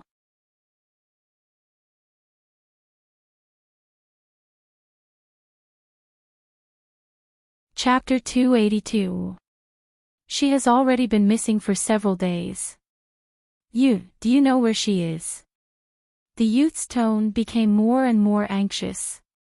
Ning Xuema glanced at Ji Yunyao. I think this Princess Yunyao knows her whereabouts. Don't you think so? Princess Yunyao. Ji Yunyao's face turned pale. She wanted to deny it, but she didn't know what to say. The youth seemed to have sensed that something was wrong and hurriedly said, No matter which of you knows, please tell me. My master has already sent people to look for her for several days. Ning Xuema lightly said, she was sent to the Ministry of Justice's prison by this princess. She was charged with stealing the princess's things. The youth's face changed. Impossible. My senior sister has always been open and above board. She would never steal other people's things. This must be a false accusation. His gaze was sharp as he looked at Ji Yunyao. Princess Yunyao, is what she said true? Ji Yunyao choked. Ning Xuema said from the side, this matter can't be concealed. The Heavenly Star sect only needs to send people to the Ministry of Justice's prison to investigate and they will know. Ji Yunyao also knew that she couldn't fool them. She could only harden her heart and say, She entered the palace to steal my jade silk vest. I really did send the Ministry of Justice to investigate this matter. Impossible. The youth's handsome face turned red. My senior sister has her own mermaid silk jade clothes. Isn't it much better than the jade silk vest? How could she steal from you? There must be something fishy about this matter. I will go back to report to my master. Someone will go to the Ministry of Justice to investigate this matter and return my senior sister's innocence. Miss Ning, is my senior sister still in prison? She didn't receive any punishment, right? Ning Xuema slightly sighed. She is no longer in prison. At that time, the princess handed her over to Tui Dao. The youth's face completely changed. He had heard of Tui Dao's reputation in the Ministry of Justice's prison. That was a living king of hell. His senior sister had actually fallen into his hands. Then, the youth almost didn't dare to think about it. After pausing, he gritted his teeth and said, How does Miss Ning know that my senior sister has fallen into his hands? If she isn't in prison, where is she? In a few words, Ning Xuema explained that she had been wrongly accused and had also been sent to the Ministry of Justice's prison. Coincidentally, she happened to witness Tui Dao's execution of Lu Susu. Naturally, she also mentioned Lu Susu's final ending. The young man's face was deathly pale. He gritted his teeth and said in a deep voice, Princess, what do you have to say? This time, there were quite a few disciples from the Heavenly Star sect, and they were all standing behind the young man. Lu Susu's prestige in the sect was not low. When these people heard that she had fallen into such a miserable state, naturally they were all angry. Countless burning eyes stared at Ji Yunyao, waiting for her to give an explanation. Ji Yunyao wanted to cut Ning Xuema into pieces. At this time, she could only evade. Don't listen to her nonsense. I only ordered the Ministry of Justice to investigate this case. I don't know what happened after that, you don't know. Ning Xuema sneered. I personally heard Tui Dao say that the princess personally handed her over to him. He even said that no matter what, she had to confess. That was why Tui Dao was so unscrupulous in torturing her. Why? The princess used to be my senior sister's good friend. Why did she frame her like this? Why did she want to take her life? The youth's eyes were about to spit fire. Because she likes Ji Yunhuang. Ning Xuema exposed the truth and sneered slightly. The princess doesn't allow any woman to like Crown Prince Yunhuang. When I was sent to prison, it was because Crown Prince Yunhuang treated me slightly better, which made her want to kill me.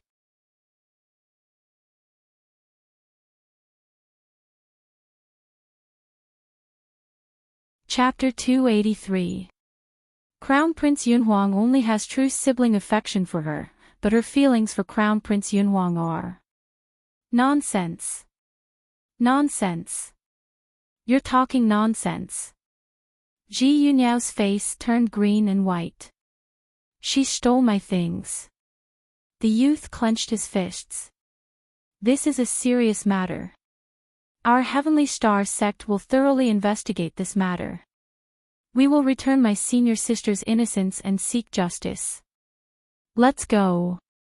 That youth was clearly the leader of this group of Heavenly Star sect disciples.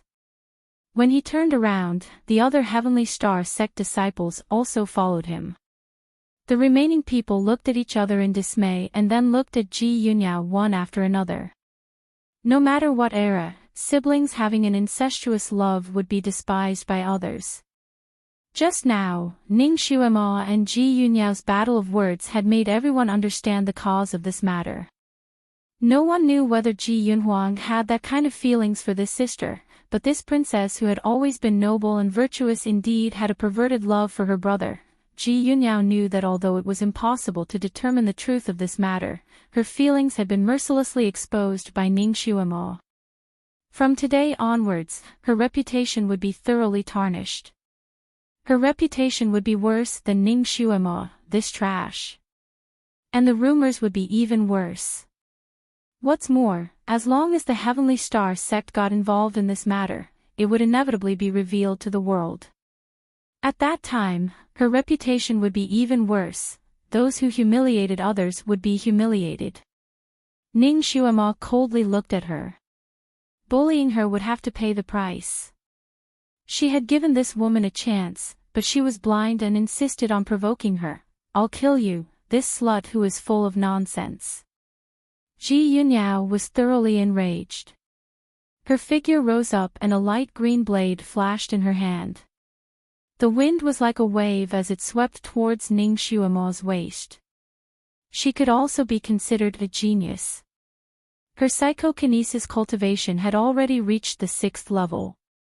This move was launched by her with anger, so its power was exceptionally great. Just as she made her move, countless astral winds whistled and flew towards Ning Xuemo. Everyone looked at each other and tacitly retreated, making an open space for them to fight. These people also had different thoughts. Some of them were just here to watch the show, while others didn't want to offend the royal princess. Of course, they didn't want to help her either. More importantly, they could take the opportunity to see how good Ning Xuemo's kung fu was. He could also figure out how to seize Kirin. No matter which side of the two girls lost, it would be beneficial for them. They were happy to sit back and reap the benefits. Fortunately, Ning Xuemo was prepared for it. She didn't panic when she was attacked, and calmly fought back. Ji Yunyao's martial arts skills were indeed not low, and her techniques were also very powerful. Every move she made was full of grace, and her movements were as light as a fairy's. On the other hand, Ning Xuemo's psychokinesis was not as good as her, but she had extraordinary inner strength. Moreover, her combat experience was extraordinarily rich. Her movements were clean and neat, strange and changeable, and her moves were often unexpected. When she started to fight with Ji Yunyao, she was not in a hurry to attack. Instead, she was mostly on the defensive. After more than 10 moves, she figured out her opponent's martial arts style and quickly found the flaws in his moves. She sneered in her heart. This Ji Yunyao was extremely vain. When she was fighting, she always paid attention to her posture. Her moves were beautiful, but there were obvious flaws in them. As long as she met a real expert, she would be defeated. Ning Xuemo didn't care too much about incestuous love, but this woman had provoked her, so don't blame her for being impolite. As soon as she counterattacked, Ji Yunyao was immediately forced into a fluster, unable to attend to the end.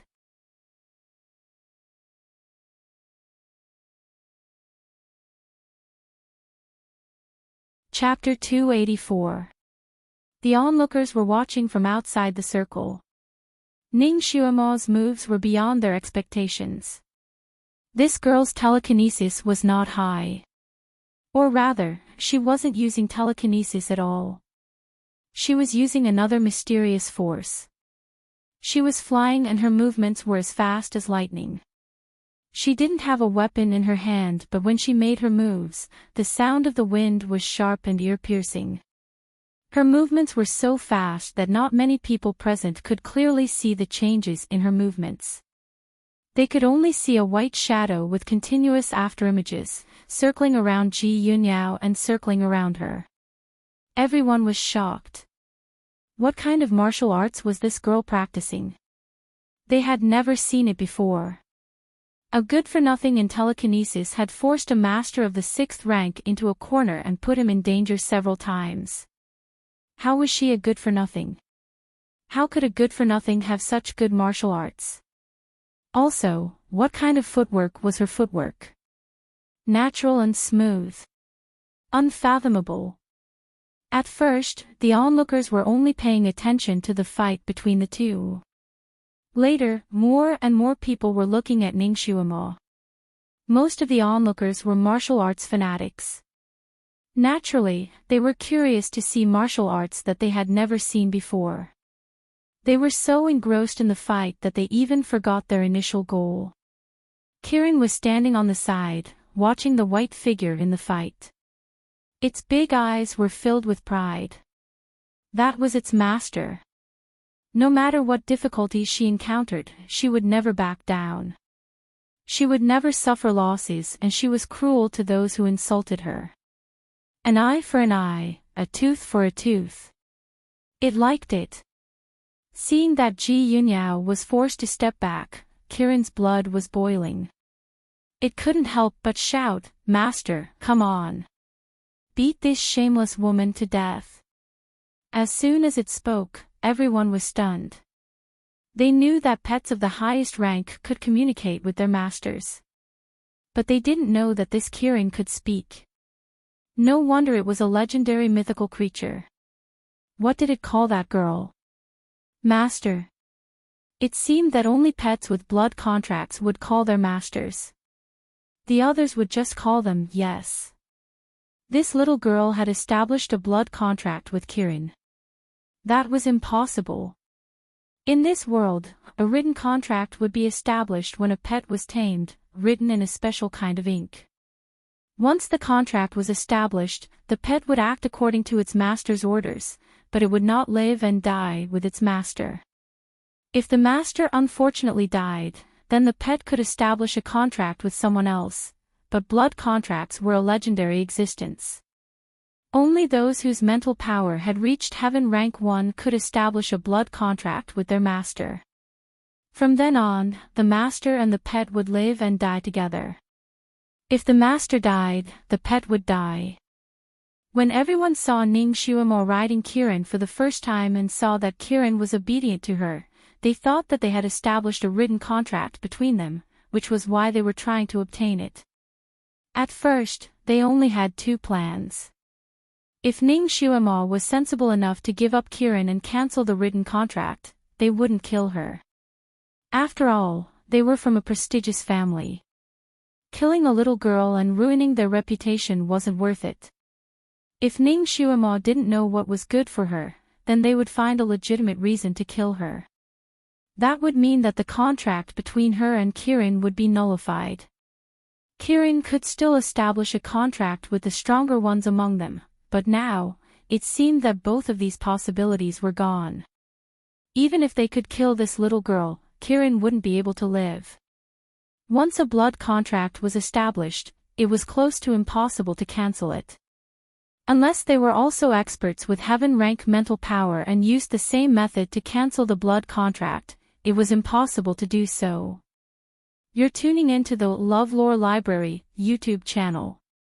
We're so grateful for your support, and don't forget to subscribe to join us on this incredible journey through captivating stories. Your generosity through donations truly makes a world of difference, as it's the primary source of revenue that allows me to expand and enhance this channel for you. Thank you from the bottom of my heart for being a part of this adventure.